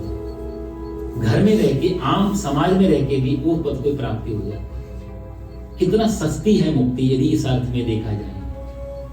कुछ छोड़ना नहीं है, सिर्फ निष्काम हो जाना, कर्म होता रहे शरीर से। कर्मजम बुद्धि, क्योंकि बुद्धि जो हमारे पास है ना साहब, बुद्धि के दोनों उपयोग हैं। एक बुद्धि का उपयोग है बहिर्जगत, बाहर को जानने के लिए, मंगल में क्या है, चंद्रमा में क्या है, रॉकेट, ये वो साइंस, बहिर्जगत। उसी बुद्धि का उपयोग हम बाहर के लिए कर सकते हैं, तेरा तू को जानने के लिए। उसी बुद्धि को हम उपयोग अंतर जगत के, मैं और मेरा को जानने के लिए कर सकते हैं। तो हम उस बुद्धि का उपयोग कैसे करते हैं? उसी बुद्धि से जब तू तेरा जानेंगे तो सकाम भाव पैदा हो जाएगा। उसी बुद्धि से मैं और मेरा जानने की कोशिश करेंगे तो निष्कामता आने लगेगी। आप समझने की कोशिश करना, बुद्धि एक ही है, लेकिन बुद्धि का प्रयोग कैसे हो रहा है, अंतर जगत के लिए या बहिर्जगत के लिए? बुद्धि सारी कहां लग रही है हमारी? सब कुछ बहिर में, बाहर लग रही है, या कभी कभी खुद को भी जानने का प्रयास हो रहा है? यदि खुद के लिए उस बुद्धि का उपयोग नहीं हो रहा है तो वो बुद्धि बेकार। तो इसलिए भगवान के कर्म जम बुद्धि युक्ता ही फलम त्यक्त्वा मनीषिणः, फल का त्याग करके जो बुद्धि का युक्त होकर, जो बुद्धिमान पुरुष हैं, मनीषिणः जो बुद्धिमान लोग हैं, फल का त्याग कर देते हैं। इसलिए उनको पदम गच्छन्ति नाम है, उनको उसी पद की बिना त्याग के नहीं। साथ देखो, त्याग में एक महात्मा जी हमेशा प्रवचन में कहते थे, त्याग करो त्याग करो त्याग। एक उनका चेला था, गुरु जी त्याग के बिना फिर त्यागने के लिए होना भी तो चाहिए, तो त्याग बड़ा या संग्रह बड़ा? गुरु जी बोलते बड़ा तो त्याग है। बोले दीदी त्याग करोगे कैसे जब संग्रह नहीं होगा? बात तो सही है, लेकिन गुरु जी बोले संग्रह हो या त्याग, दोनों में बड़ा कोई देखना तो त्याग ही त्याग। ठीक है, बात बहस होती रहती। गुरु जी भी ज्यादा कुछ बहस, चेला है बेचारा, जब कुछ कम जानता तो वो ज्यादा अधछल गगरी छलकत जाए, थोड़ा ज्यादा ही बोलती। एक दिन नाव में बाहर जा रहे थे, बैठ के नदी पार की, तो नदी पार करने के बाद नाविक ने पैसे मांगे, 2-2 रुपए हुए दोनों के। तो चेला बोला, गुरु जी बताओ, अब हमारे पास तो हैं पैसे, तो मैं तो दे दूंगा, तुम कैसे पार जाओगे, तुम्हारे पास तो पैसे नहीं है। गुरु जी बोले देखो फिर भी आप मानते हो कि संग्रह बड़ा है? गुरु जी बोले नहीं, त्याग ही बड़ा है। नहीं माने, कोई बात नहीं। नाविक ने, उसने आदमी ने अपने 2 रुपए गुरु जी के दोनों के दे दिए नाविक को, देकर पार में बोला, गुरु जी अब तो मानो, मेरे पास पैसा नहीं होता तो हम नदी पार नहीं आ पाते, और आप बोलते त्याग बड़ा, संग्रह बड़ा है। तो गुरु जी बोले अभी भी तू समझा नहीं बात को। कैसे? बोला देख, तेरे पास पैसे थे, मेरे पास नहीं थे, लेकिन पार आने के बाद नाविक को तुझे देने तो पड़े ना, त्याग तो करना पड़ा। बिना त्याग के तो तुझे पार नहीं आ मिलेगा, तो त्याग तो अभी भी बड़ा है। यदि 4 पैसे के बिना हम लोग नदी पार नहीं जा सकते, तो ये जो त्याग की भगवान की बात करो, उसके त्याग के बिना सागर कैसे पार करोगे? त्याग तो करना पड़ेगा। संगम त्यक्त्वा धनंजया, और यहाँ त्यक्त्वा मनीषिणः, फलम त्यक्त्वा मनीषिणः, उनका त्याग करके। इसलिए जो हमारे यहाँ एक उपनिषद है, ईशावास्य उपनिषद बोलते हैं, ईशावास्य उपनिषद है ना, तो ईशावास्य इदं सर्वम आता है, उसमें आता है लाइन, अगली लाइन, त्यक्तेन भुंजीथा, याद है आपको? तेन त्यक्तेन भुंजीथा, प्राप्त करके और छोड़ दो। जैसे एक महात्मा जी, एक उदाहरण, कुछ शब्द ऐसे हैं जिनको सीधा सीधा समझाना थोड़ा हमें भी कठिन होता है, समझना भी कठिन होता है। कहानी शायद मैंने आपको सुनाई थी। एक महात्मा जी जा रहे हैं एक ट्रेन में, उसी डिपार्टमेंट में जो आगे एक सेठ जी बैठे हुए हैं। महात्मा जी के पास भी बड़ा सा झोला है, गेरू कलर का, बहुत सारा सामान भरा है। एक सेठ जी, उनके पास भी बड़ा सा झोला है, सामान, उतना ही सामान सेठ जी के पास, उतना ही सामान महाराज जी के पास। सेठ जी जैसे बैठे देख रहे हैं महाराज जी को इतना सामान लेके जा रहे हैं। बोला देखो क्या जमाना आ गया, महात्मा लोगों के पास भी इतना सामान, हमारे पास भी उतना ही सामान। हमें तुम्हें अंतर ही क्या है, सिर्फ कपड़ों का ही, कलर का ही तो अंतर है। तुम गेरू पहन रहे हो, हम रंग बिरंगे पहन रहे हैं, अंतर क्या, सामान तो उतना ही ढो रहे हो। महात्मा जी मुस्कुराए, बात सही है तुम्हारी, कोई अंतर नहीं। हाँ क्या जमाना, बहुत कुछ बड़बड़ाया, ट्रेन बड़ी आ गई। अब थोड़ी बातचीत होने लगी तो महात्मा जी भी थोड़े फ्रेंडली हो गए, सेठ जी भी थोड़ा नॉर्मल हो गए, बातचीत करते रहे। अगली स्टेशन पे ट्रेन रुकी तो महात्मा जी बोले कि देखो बहुत देर से बैठे हैं, चलो थोड़ा हाथ पैर को फरार करके आते हैं, थोड़ा घूम के आए बाहर। तो सेठ जी और महात्मा जी दोनों स्टेशन पे उतरे।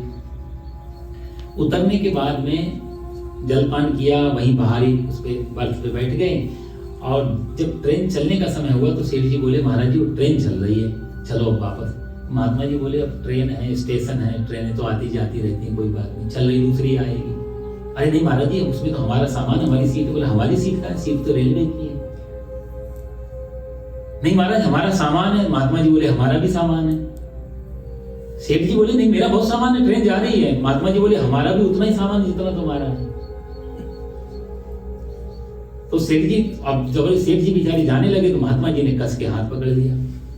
बोला पहले ये बताओ तुम में हमें अंतर क्या है, तुम पूछ रहे थे ना भीतर। तो सेठ जी बोले महाराज मैं समझ गया, आप कितना ही सामानों पर छोड़ते समय आपको एक क्षण भी नहीं लगेगा, इस समय छोड़ने का समय आएगा, आपको जरा भी पीड़ा नहीं होगी। और हम जीते जी इसको कभी नहीं छोड़ सकते, भले ही जब तक मर नहीं जाए। इतना ही अंतर। बात सामान की नहीं, सामान या संसार बांधता वो नहीं है, बंधन कहीं और है, चाबी कहीं और है। कोई सोचे कि मेरे को घर बांध के रखा, घर को मालूम भी नहीं है।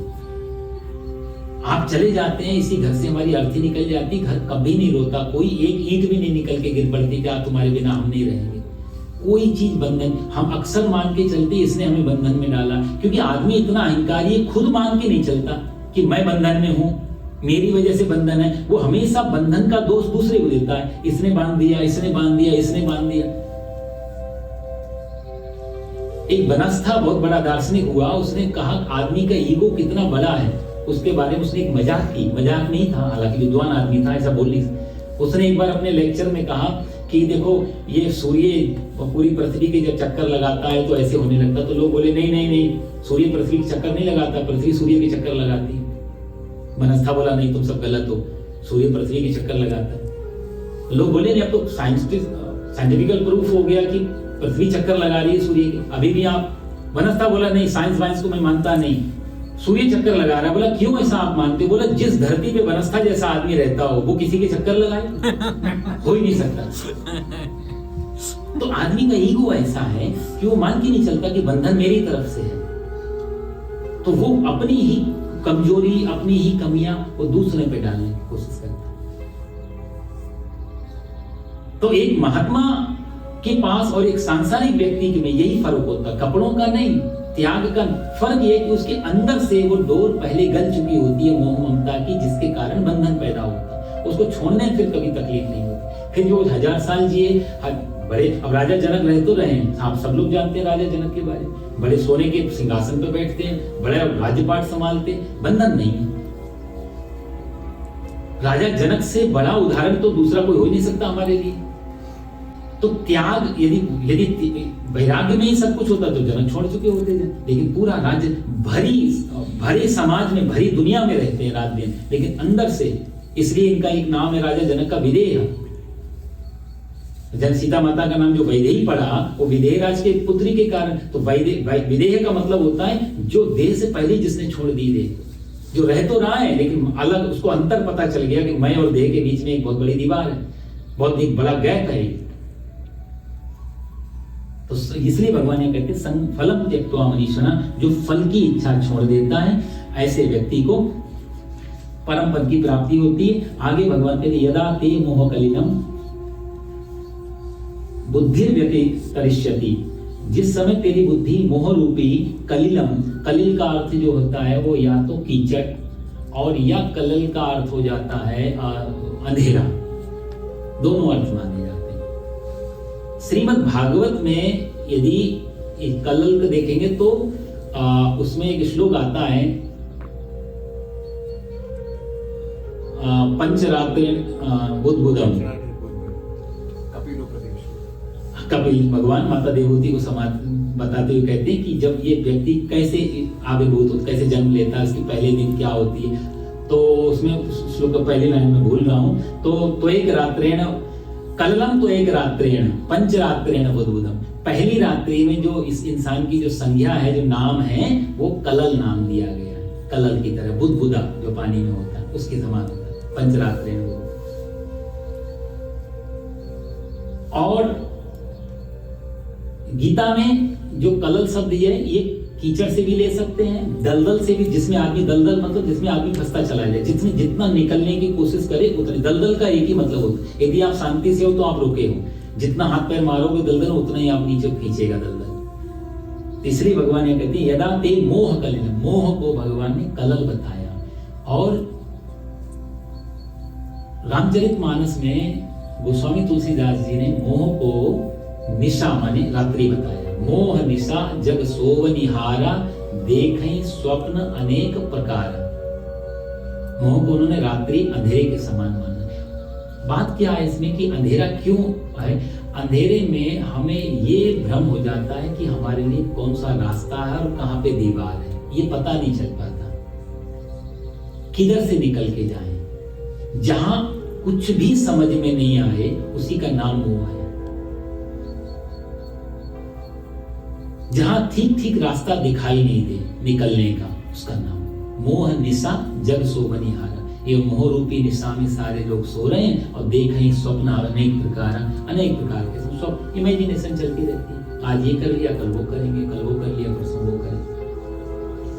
तो यहाँ भगवान देखते हैं कि जैसे जिस समय तेरी बुद्धि मोह रूपी दलदल से या मोह रूपी कालिमा से बाहर निकल आएगी, उसी समय भली बात, उसी समय तू ये श्रुतस्य च श्रोतव्य, जो सुने हुए या सुनने में आने वाले जो भोग हैं उनसे तू मुक्त हो जाएगा, और वैराग्य को निर्वेदम गंतासी, वैराग्य को तू प्राप्त हो जाएगा। जो मोह सारा अटकान, जो सारा भटकन या सारा बंधन, ये सब के पीछे जो जड़ है वो है मोह। यदि मोह की डोर टूट जाए तो फिर सारी जितनी बीमारी, जो मोह सकल व्याधिन कर मूला, गोस्वामी जी ने मोह को सारी बीमारियों का जड़ भी बताया। जितनी बीमारी, एक तो फिजिकल बीमारी होती है, इनका तो दूरी हो जाता है, लेकिन जो आध्यात्मिक बीमारी है, सांसारिक बीमारी है, जो हमारे को मुक्ति से जो बीच में जो बाधाएं हैं, जो ऐसी बीमारी, उनके पीछे कारण मोह। इसलिए गोस्वामी जी कहते हैं बाकी बीमारी तो छोटी मोटी है, सारी बीमारियों का जो जड़ है, जो रूट है, वो है मोह। और मोह पैदा हो जाता है जब हम मैं और मेरा शुरू करते हैं। जैसे कि एक उदाहरण आप समझे, एक आदमी का एक मकान जल रहा था, मकान में आग लग गई, बेटा बाहर गया हुआ है, पिता बेचारा बाहर बैठे बैठे रो रहा है कि मेरा मकान जल गया, मेरे सारे जीवन की कमाई चली गई, मैं बर्बाद हो गया, ये वो बहुत रो रहा है, बेचारा रो। तभी किसी ने आकर के कहा कि देखो ऐसा है, रो मत, तुम्हारे मकान को कल ही तुम्हारे बेटे ने इसको बेच दिया, अग्रीमेंट भी हो गया, बयाना भी दे दिया गया, मकान तो बिक चुका है। जैसी सुना कि मकान बिक चुका है, तुरंत आंसू गायब हो गए। मकान अभी भी जल रहा है वैसा ही, मकान को बिल्कुल मालूम नहीं तुमने क्या बदल दिया। अब आंसू गायब, अब सिंपैथी चालू, और ऐसा बुझाओ, थोड़ा प्रयास करो कैसे, जैसे हम लोग दूसरे के दुख में सिंपैथी देते हैं, ऐसे वो सामान्य हो गया एकदम से। तब तक लड़का भाग के आया, अरे तुम यहाँ बैठ के बात कर रहे हो, मकान जल रहा है, बस तूने बेच दिया। बोला नहीं, बात बेचने की हुई थी पर बयाना नहीं हो पाया था, अधूरी सूचना मिली थी, मकान अभी भी हमारा है। अब फिर से आंसू वापस आ गए और फिर से रोना चालू कर दिया, मकान अभी भी फिर वैसे ही जल रहा है, उतना ही जल रहा है। ये 3 घटनाओं में मकान को बिल्कुल मालूम नहीं पड़ा कि ये क्या बाहर हो गया, लेकिन इस आदमी पे सब कुछ लग गया। क्योंकि जब मकान पहले जल रहा था तो मेरा था, जब बिक गया तो मेरा नहीं रहा, और अब जब फिर से पता चला लड़के सबसे मेरा हो गया, तो जल क्या रहा है? मोह ही जला रहा है, मकान तो नहीं। जो जलन पैदा हो रही है, जो दुख पैदा, तो मोह जला रहा है, मोह ही तड़पा रहा है, मोह ही परेशान कर, सारा काम मोह कर रहा है यहाँ पे। नहीं तो मकान के जलने के कारण दुख होता तो हर किसी को हो सकता था। तो दुख, पीड़ा, परेशानी, बंधन जितना भी, ये सब मोह के कारण। वही मैं आपको एक बार पहले उदाहरण दिया, स्वामी राम तीर्थ जी, इनका उदाहरण बार बार इसलिए क्योंकि अभी के व्यक्तित्व तो है ये, और पुराने नहीं। अमेरिका से ही वापस गए थे, 2 वर्ष यहाँ रहे थे वो, तो इसी देश में जापान में तो कम रहे, वहां तो शायद महीने भर भी नहीं रहे, पर इस देश में तो 2 वर्ष रह के गए। वेदांत अद्वैतवाद, शंकराचार्य का जो अद्वैतवाद है उसको उन्होंने कितना अच्छे टीकाएं लिखी, कितना अच्छा वक्तव्य है। तो यदि आप स्वामी रामतीर्थ जी का पढ़ने जाओ, सुंदर व्याख्या। टिहरी गढ़वाल जो हमारे उत्तराखंड में है, उससे उनका बड़ा प्रेम था शुरू से ही।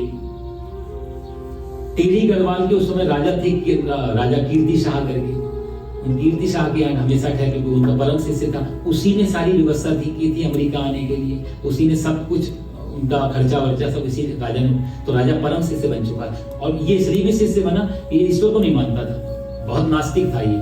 स्वामी रामतीर्थ जी के संयोग में आकर के ये राजा आस्तिक बना। इसकी इतनी श्रद्धा रही, इसने बोला प्रभु इसका प्रचार आप विदेशों में करो।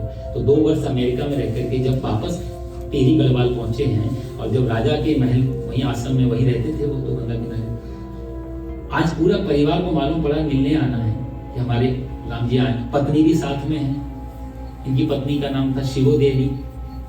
तो पत्नी बोली मुझे भी एक बार जाके दर्शन करने। पत्नी भी आ रही है, परिवार भी, चाची भी थी स्वामी राम जी की। सारा परिवार जब देखा इन्होंने मेरा परिवार मिलने आ रहा है, तो तुरंत बोला दरवाजा बंद कर दो। सरदार पूर्ण सिंह साथ में रहते थे हमेशा इनके। सरदार पूर्ण सिंह ने कहा कि प्रभु आपने कभी किसी को बोल देख करके नहीं कहा दरवाजा बंद कर दो, आज क्यों, आज अचानक क्या हो गया? स्वामी राम जी बोले नहीं नहीं वो कोई बात, मेरी कोई पत्नी नहीं है। तो बोला तुमसे कहीं कौन रहा पत्नी है? दरवाजा बंद किसके लिए? किसी के लिए भी नहीं करते हो। आज कुछ विशेष काम करवा रहे, कुछ अलग हटके कुछ करवा रहे, इसका कारण क्या है? सरदार पूर्ण सिंह जानते हैं कि जो शिवो देवी है आने वाली सबसे आगे जो महिला है, इनकी पत्नी है। तो बोला यदि वो आपकी पत्नी नहीं है तो फिर बात ही क्या, वो सामान्य महिला है। बोला नहीं नहीं मेरी पत्नी थी लेकिन अब नहीं है। बोला अब यदि नहीं है तो और महिलाएं जैसी आती वैसे आने दो उसको।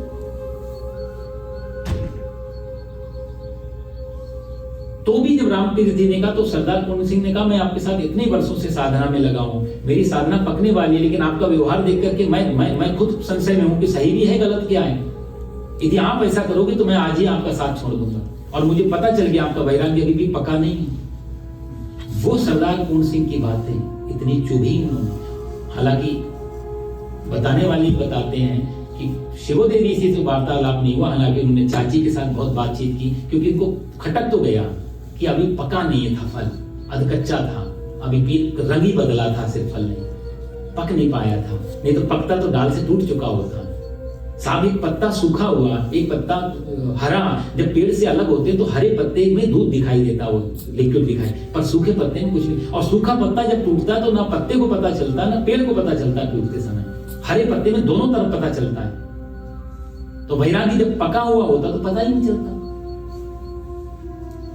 बुद्ध भी तो वापस लौट ही आए, जब पक गया वैरागी तो वापस आ गए, लेकिन वो राम नहीं कर पाए। इसलिए वो राम को इस बात की गिल्ट थी लास्ट टाइम तक। इसलिए आप देखें जब उन्होंने जल समाधि ली है टिहरी गढ़वाल में, तो अंतिम समय में जल समाधि लेते समय गेरू कपड़े छोड़ दिए थे उन्होंने कि मैं पका हुआ नहीं हूं, इसके साथ वफादारी नहीं कर पाए कलर के साथ। तो गेरू कपड़े उतार करके जल समाधि ली। यदा ते मोह कलिलम, ये इसीलिए भगवान ने हम मोह कल को कलल कहा, कीचड़ कहा, दलदल कहा।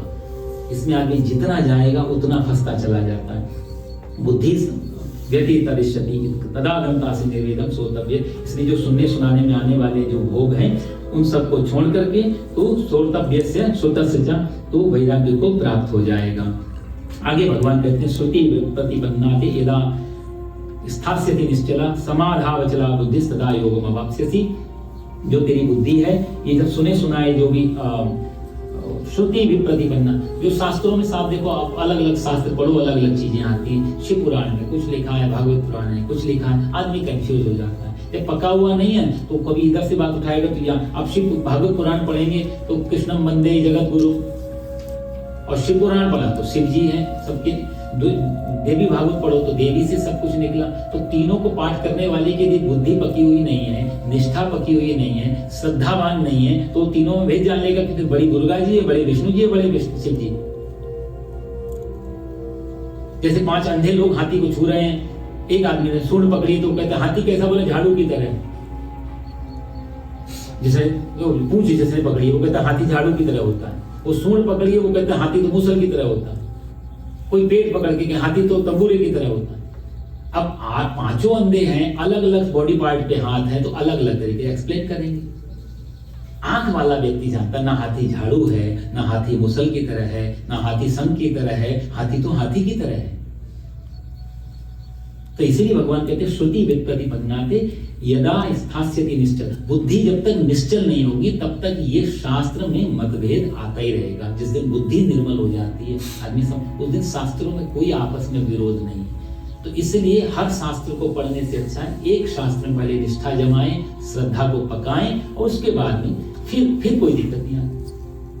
और एक समय ऐसा भी आया था, महात्मा बुद्ध और महावीर स्वामी बिहार में एक गांव में एक ही धर्मशाला में और आसपास में दोनों रहे। एक समय था ऐसा 2500 साल पहले, दोनों आपस में नहीं मिले। ये तो कितना बड़ा सहयोग। उस समय पृथ्वी पे सबसे ज्यादा यदि कोई महापुरुष कहे जाते दो व्यक्तित्व थे, ये जैन धर्म की स्थापना करने और बुद्ध धर्म की, और दोनों महापुरुष एक धर्मशाला में एक ही शहर में हैं, लेकिन मिले नहीं आपस में। लोगों को लगा अहंकार, क्यों मिले? लेकिन बुद्ध महावीर कौन किससे मिलेगा? बचा ही क्या? गैप ही कहां है? शरीरों का एक अंतर है, बाकी बचा क्या? मिले हुए हैं पहले से। लेकिन आम तौर से ये बातें कंट्रोवर्सी की गई कि साहब ये भी अहंकारी, ये भी अहंकारी, दूसरे कौन पहले मिलने जाएगा? इस तो आम नेताओं में होता है, हमारे नेता इससे मिलेंगे, तुम्हारे नेता को आना चाहिए। बुद्ध और महावीर के साथ शायद कुछ ऐसे रहे हो लोग जो नहीं बुबाता, लेकिन बुद्ध और महावीर में कोई भेद नहीं बचा था। यदा स्थास्यति निश्चल, बुद्धि निश्चल हो जाएगी, क्योंकि अभी जैसी बुद्धि है वो बुद्धि निश्चल का मतलब होता है ठहरी हुई, स्थिर बुद्धि। अभी हमारी बुद्धि कंपित है, कभी इससे इंप्रेस हो जाते हैं, कभी इससे इंप्रेस हो जाते हैं। किसी विद्वान ने तो हमारे ह्यूमन को कहा, ह्यूमन लाइक ए ट्रैम्पोलिन, जैसे एक ट्रैम्पोलिन नहीं हर समय कंपित होता रहता है, स्टेइंग। बुद्धि ऐसी है हमारी, कभी कहीं जाके अटक जाती, कभी रास्ता बदल, शांति की खोज में, सुख की खोज में, संतुष्टि की खोज में बुद्धि कांप रही। यहाँ भगवान कहते हैं निश्चल बुद्धि जब हो जाती है तब ये योग मवाप्स्यति, योग को तो उस काल में तो योग को प्राप्त हो जाता है। अगला श्लोक लेने का टाइम है। अर्जुन उवाच स्थितप्रज्ञस्य का भाषा समाधिस्तस्य केशव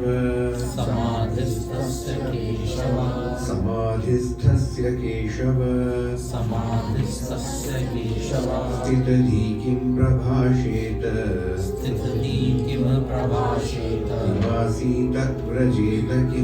किमासीत व्रजेत किम्। श्री भगवान् उवाच प्रजहाति यदा कामान् सर्वान् पार्थ मनोगतान् आत्मन्येवात्मना तुष्टः स्थितप्रज्ञस्तदोच्यते।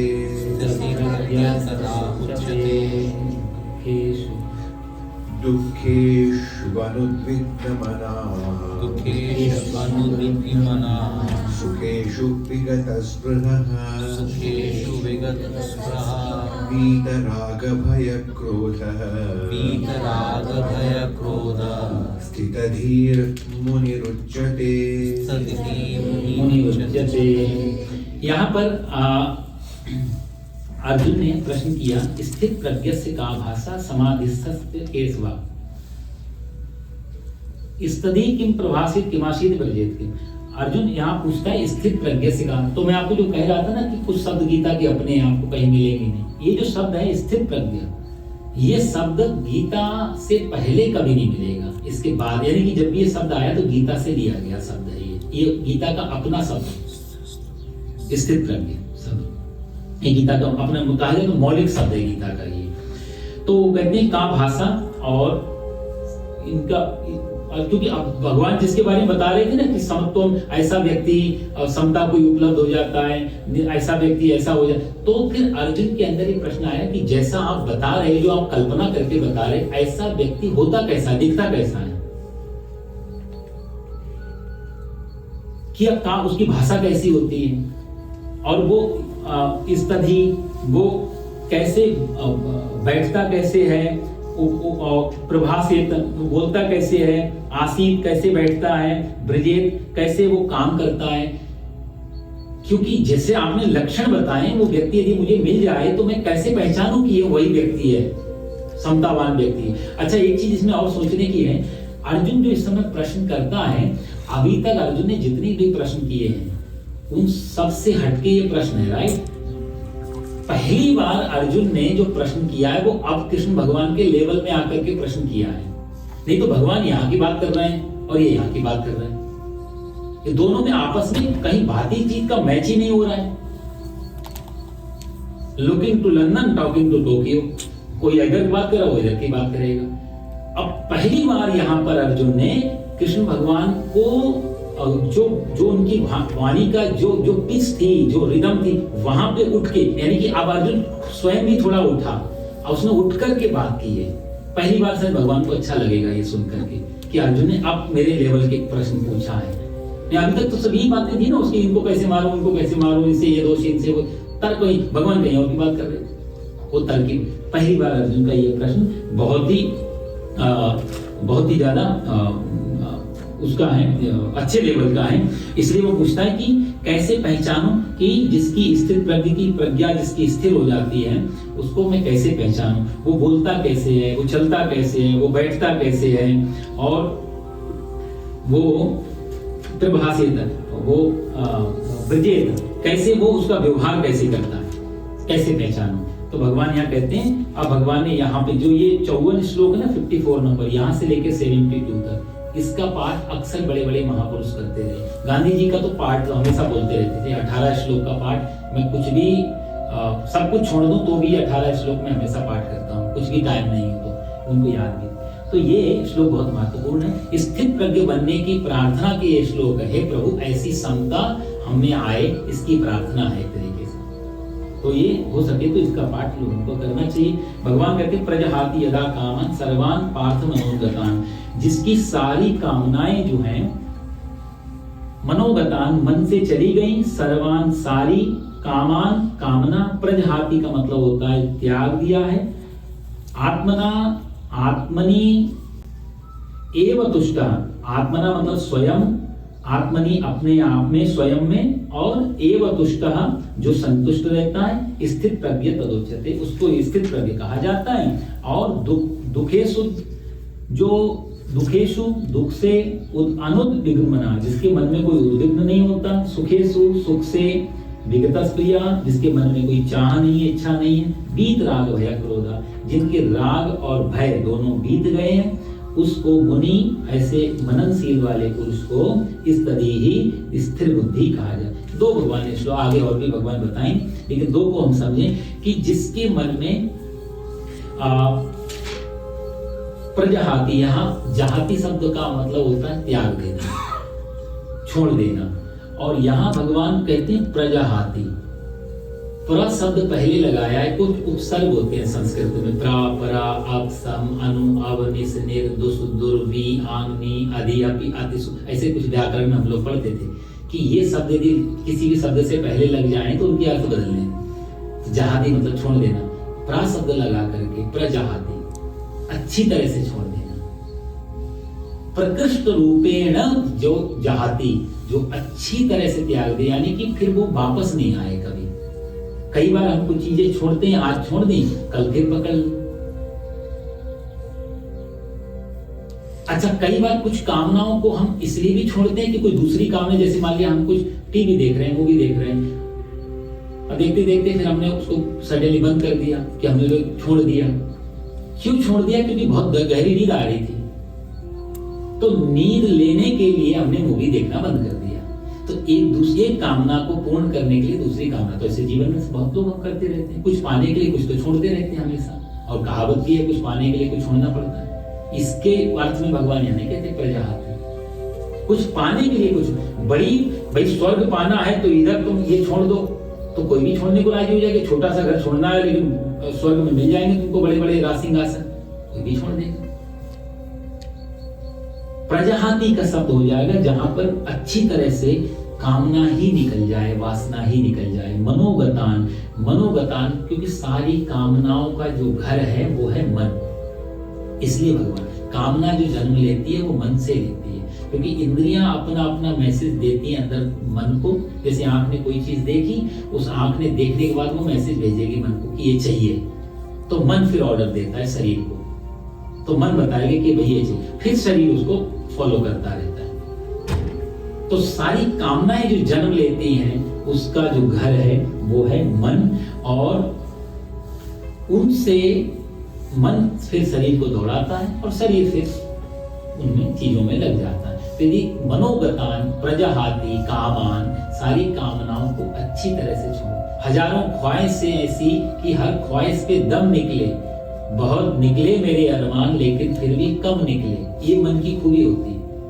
इतनी कामनाएं करके बैठता है कि जितने पूरी, अच्छा कामनाओं की और खासियत है, एक कामना पूरी हो जाए तत्काल व्यर्थ भी हो जाती है। आप कोई भी कामना देख लेना करके, जिस कामना को हमने चाहा कि काश ये मिल जाए, वो मिलते ही कितनी देर सुख दिया उसने, आप देखना प्रैक्टिकल करके। ये बड़ा खासियत गीता भगवान आगे भी कहेंगे, ये बहुत टेम्परेरी होता है। जब तक मिला नहीं आकर्षण है तब तक वो कामना सुख देगी, जैसे ही मिल गई व्यर्थ हो जाती है। कामना का ये सबसे बड़ा फैक्ट है कि कामना मिलते ही, पूर्ण होते ही मन तत्काल एक दूसरी खूंटी तैयार कर लेता है कि अब ये मिलना चाहिए, मिलने वाली चीज को पीछे छोड़ता चला जाता है।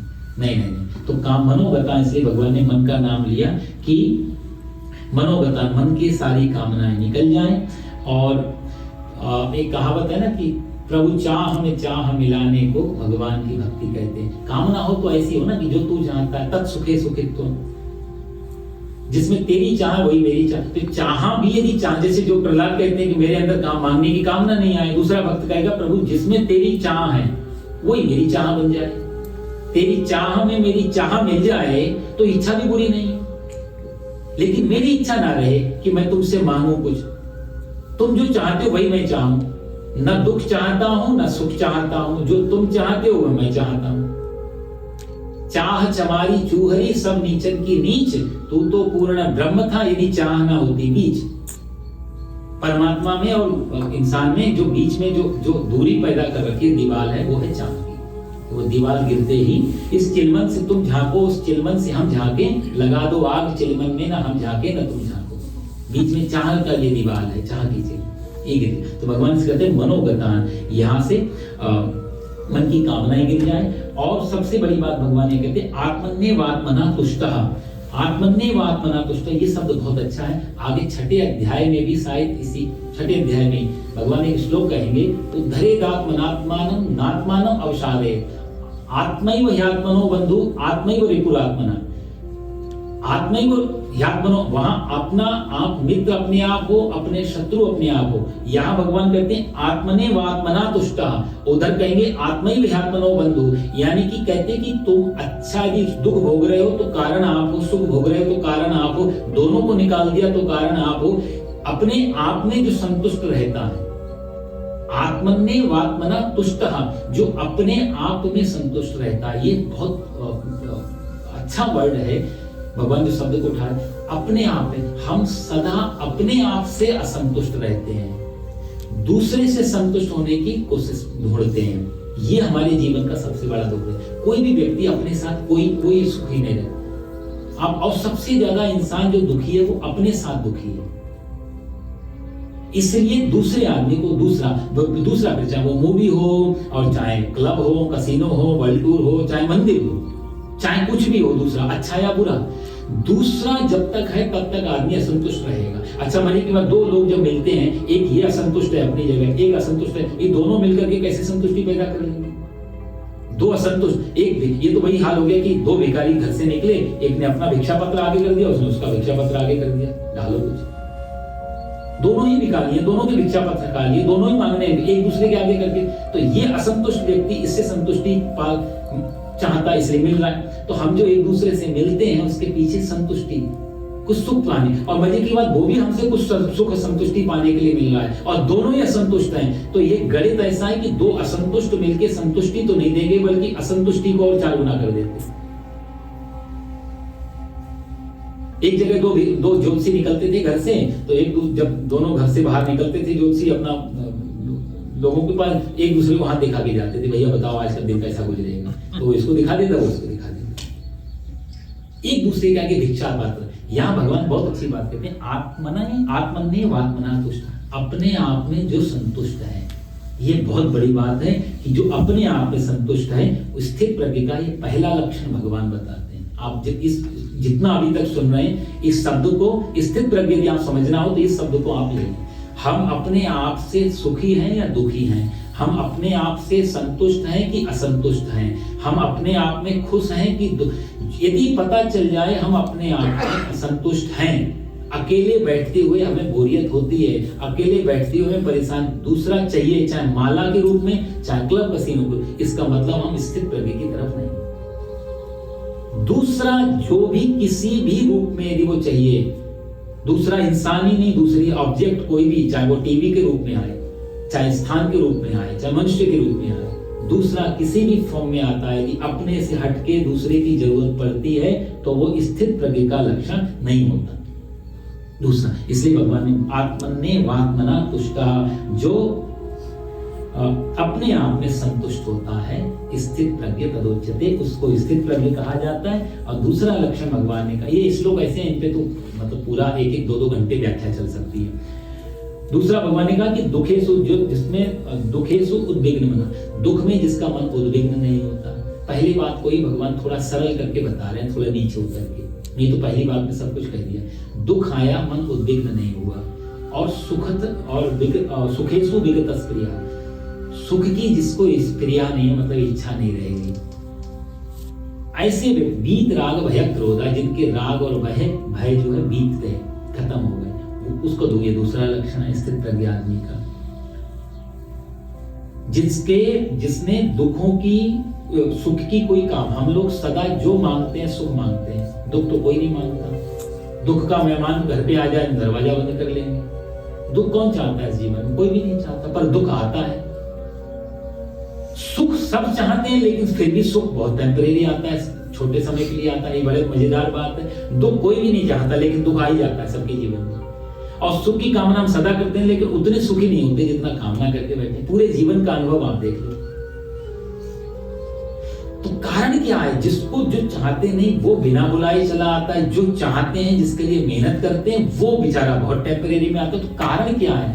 कारण ये है कि दुख और सुख ये दो चीजें हैं नहीं, ये दोनों एक दूसरे की छाया हैं। जैसे हेड और टेल एक सिक्के, तो एक सिक्का हम लेते हैं तो दूसरा पीछे से चला आता है। दुख जो है वो सुख की छाया है, दुख सुख के अंदर लिपटा हुआ चलता। जैसे एक मछली को पकड़ने वाले आपने देखा ना, मछली मार, वो बंसी बोलते हैं शायद वो, तो बंसी में आगे कांटे में आटा लगा लेता है, राइट। अब आटा लगा करके वो बंसी रस्सी डालता है पानी में। कोई भी मछली कांटा पकड़ने आएगी क्या? कोई भी मछली कांटा खाने आएगी? कोई भी मछली क्या इतना पागल है? कांटा को कौन लेने आए? हर मछली आटा खाने आती है, और आटा खाने के चक्कर में कांटे में पकड़ी जाती है। यही हालत हमारी यहाँ रहती है। सुख हम चाहते हैं, सुख का आटा दिखाई देता है कि सुख का आटा है, लेकिन पीछे उसमें दुख का कांटा लगा होता है। यदि स्थित प्रज्ञ को उसमें सुख में आटा और कांटा दोनों साथ साथ दिखाई देते हैं, बल्कि उसको कांटा ज्यादा दिखाई देता है, आटा नहीं कम दिखाई देता है। हमको सदा, हम हर दुख में हम लोग सुख का आटा ढूंढ के चलते हैं। कांटा और आटे का फर्क जिस दिन पता चल जाएगा, उस दिन स्थित प्रज्ञ का लक्षण समझ में आ जाएगा। हर मछली बेचारी आटे खाने के चक्कर में कांटे में फंसी जाती है। उसी प्रकार हम हर सुख को पाने के चक्कर में, जो जो सुख पाने के चक्कर में चीजें इकट्ठी करते हैं, पीछे दुख का कांटा चुभता रहता है। इसलिए जो इनको, जिसको सुख की इच्छा नहीं रहती, तो जो पहला शब्द भगवान ने कहा कि दुखेषु, दुख में उद्विग्न जो नहीं होता, कौन उद्विग्न नहीं होगा, उसका उत्तर दूसरी लाइन में देते हैं, जिसको सुख की स्प्रिया नहीं है। जो सुख नहीं चाहता उसको दुख में उद्विग्न नहीं होगा। इसीलिए तो दुख में उद्विग्न यदि नहीं होना है तो सुख की इच्छा छोड़ देनी पड़ेगी। जब जब सुख की इच्छा चाहेंगे तब तक दुख आएगा ही, उसको रोक नहीं सकते। सम्मान चाहा तो अपमान मिलेगा ही। एक बहुत बड़ा विद्वान था, वो व्यक्ति जब बड़ी सभाओं में होती थी तो सभा में सबसे पीछे बैठता, जहां जूते चप्पल उतारे जाते हैं। लोगों ने उससे कहा आप इतने बड़े विद्वान हो, आपको तो मंच पे बैठना चाहिए, फ्रंट सीट पे, आप यहाँ सबसे पीछे उठा। तो उसने बोला कि नहीं, सब ऊपर बैठने वालों की फजीयत मैंने बड़ी आंखों से देखी हुई है, कैसे धक्के मार के लोग, और तुम ऊपर चढ़े नहीं, तुम्हारी कुर्सी के 1000 दावेदार हैं जो धक्का मार। यहाँ मैं सबसे पीछे बैठा हूँ, जूते चप्पल यहाँ हूँ, यहाँ से पीछे कहाँ फेंकोगे मेरे को, पहले से ही पीछे बैठा हूँ, इससे पीछे कोई जगह नहीं। सुख चाहने वालों के पीछे दुख आने लगा। तो जो है दुख है वो सुख की आड़ में आता है। सुख दुख जो है वो कांटे की तरह छुपा रहता है आटे के अंदर। तो इसलिए भगवान पहले में कहते हैं कि उद्विग्न यदि दुख में नहीं होना है तो सुख की इच्छा छोड़ देना, सुख की चाह जब जब करोगे पीछे दुख मिलेगा। दूसरी लाइन भगवान कहते हैं वीत राग भय क्रोधा स्थिर धीर मुनि उच्यते, उसको हम स्थिति कहते हैं किसको, जिसके राग और भय दोनों ही बीत जाते हैं। दोनों यहाँ भगवान ने राग और भय दोनों शब्द दिए। इसका राग चला गया, जिसका राग का मतलब एक और भी, राग और विराग दो शब्द हैं साहब अपने यहाँ। राग मतलब जो बता रहा है जिसकी तरफ भागना, विराग मतलब उससे दूर भागना। यह दोनों के लिए भगवान ने कहते हैं, किसी से चाहे पास भागो चाहे उससे दूर भागो, उसको सेंटर में मत रखो। बीत राग का मतलब हो गया वैराग्य, जहां ना कोई आकर्षण बचा ना कोई विकर्षण बचा, ना कोई अट्रैक्शन है ना कोई रिपल्सन है, जहां जहां कोई जिसकी वैल्यू खत्म हो गई, या वो है या नहीं है कोई फर्क नहीं पड़ता उससे, उसको बोलते हैं बीत राग। ये बीत शब्द भी बहुत अच्छा है, जिसके बीत गए, चले अब है या नहीं कोई फर्क नहीं उसका, वो महत्वपूर्ण नहीं रहेगी हमारे लिए। जैसे जैसे राम जी के मैं उदाहरण दे रहा था, बीत राग भयक, और भय शब्द दे रहे हैं भगवान यहाँ, जिसके राग बीत भय, बीत राग बीत क्रोध, यहाँ जो भगवान देते हैं ना तीनों शब्द, भय राग भय क्रोध, जिनकी तीनों चीजें, बीत राग जिसका राग बीत गया, बीत भय जिसका भय बीत गया। तो भय बीतने का मतलब कई बार लोगों ने ये अर्थ लगा लिया है कि जो निर्भय हो गया, बहादुर है, और इस चक्कर में वो अपने आप को स्थित प्रज्ञ बनने को, वो उसकी भगवान बात नहीं। निर्भय तो कोई भी हो सकता भाई, थोड़ा बहादुरी जो हम जिसको हम शब्द में इंग्लिश में बोले तो ब्रेवरी जो शब्द है, बहादुरता, उसकी बात नहीं गीता में। गीता बात करती फियरलेसनेस की। तो हमारे पास तीन शब्द हो गए, भय, निर्भय, और दोनों के बीच में आता है अभय, जो कांटे की तरह है। अभय में ना भय होता है ना निर्भय होता है। कहते ना मैं मरने से नहीं डरता, जो आदमी ऐसा करता है वो अंदर अंदर उसके लिए मृत्यु कुछ महत्वपूर्ण तो होगी, कुछ तो डर तो जरूर, कभी तो मरने से नहीं डरता। तो वो जो डर है उसके ऊपर वो अपने आप को, अहंकार को चढ़ा लेता है, उसको निर्भय बोला जाता है। अभय में दोनों चीजें नहीं बचती है। तो भय और निर्भय, इसलिए बीत जो शब्द दिया वो बहुत महत्वपूर्ण था, जिसके बीच में राग, ना राग बचा ना विराग बचा, अब उस चीज के प्रति आकर्षण ही खत्म। बीत भय, ना भय बचा ना निर्भय बचे, क्योंकि निर्भय आदमी कुछ भी करने को तैयार होता है, भय आदमी कुछ नहीं करता, अभय वाला आदमी सामान्य। और क्रोध, जहाँ क्रोध भी बीत गया। कई बार क्रोध को भी उसका भी है कि हमने आज क्रोध नहीं करेंगे, तो कई आदमी ने क्रोध को जीतने की कोशिश की, या गाली दिलवाते हैं, अपमान, जानबूझ के अपमान करवाते हैं, देखो मैं तो दमन हो गया। भगवान दमन की बात तो कभी नहीं कर सकते। कृष्ण जैसे महापुरुष कभी दमन की बात नहीं करेंगे, क्योंकि कृष्ण भगवान एक ऐसे हैं जो यदि स्थित प्रज्ञ आदमी ढूंढना हो कोई मान, तो कृष्ण भगवान से बड़ा तो कोई उदाहरण ही नहीं। एक तरफ गोपियों के वस्त्र उठा लेते हैं, उसमें जो उसमें किया, तो वस्त्र उठा करके उन गोपियों से कहते तुम नग्न अवस्था में आओ, और उन्हीं उसी में दूसरी तरफ द्रौपदी का वस्त्र बढ़ा देते। एक ऐसा दुविधा है कृष्ण के चरित्र में भी, हम आदमी देखेंगे तो दुविधा है। एक तरफ माखन चोरी की लीला करते हैं, एक तरफ द्वारिका की, एक तरफ महाभारत की बात करते, एक तरफ अहिंसा की बात करते।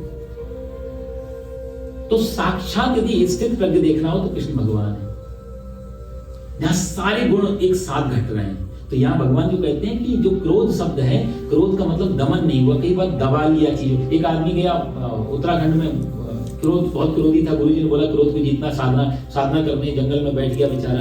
अब करीब उसने 12 साल साधना की, 12 साल साधना करके उसको क्रोध नहीं आया, तो बोला मैंने क्रोध को जीत लिया।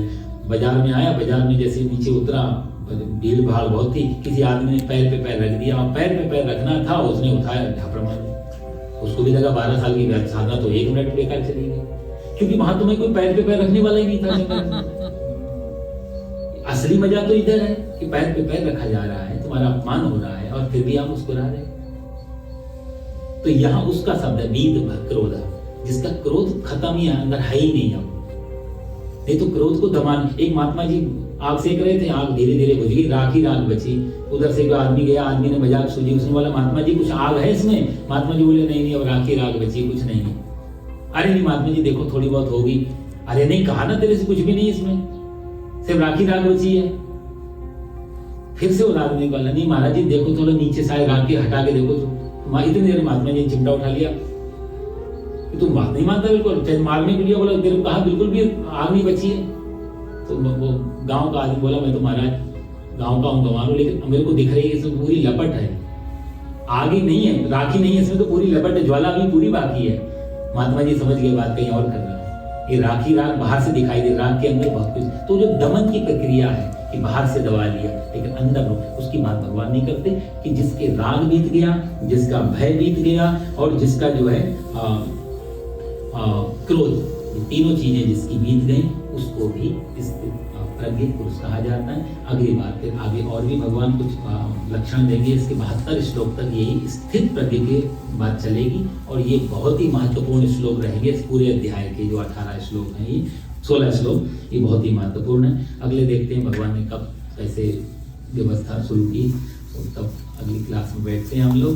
बहुत अच्छा लगता है कि और किसी का कोई और प्रश्न हो तो आप बताना, और कोशिश करता हूँ कि जितना सरल कर सकते हैं, जो भी पढ़ा साधु संतों से सुना उतना आपको सुना पाएं। कुछ शब्द ऐसे हैं जिनकी बहुत लंबी व्याख्याएं नहीं हो सकती हैं और उनके सिमिलर कुछ वर्ड इंग्लिश में भी नहीं, जैसे स्थित प्रज्ञ का कोई सिमिलर वर्ड नहीं हो सकता इंग्लिश में, क्योंकि कुछ शब्द ही नहीं है वैसा, गीता से दूसरे शास्त्रों में नहीं मिलता, तो यहाँ के मिलता। तो ऐसे कुछ उदाहरण से समझाने का प्रयास चलता है।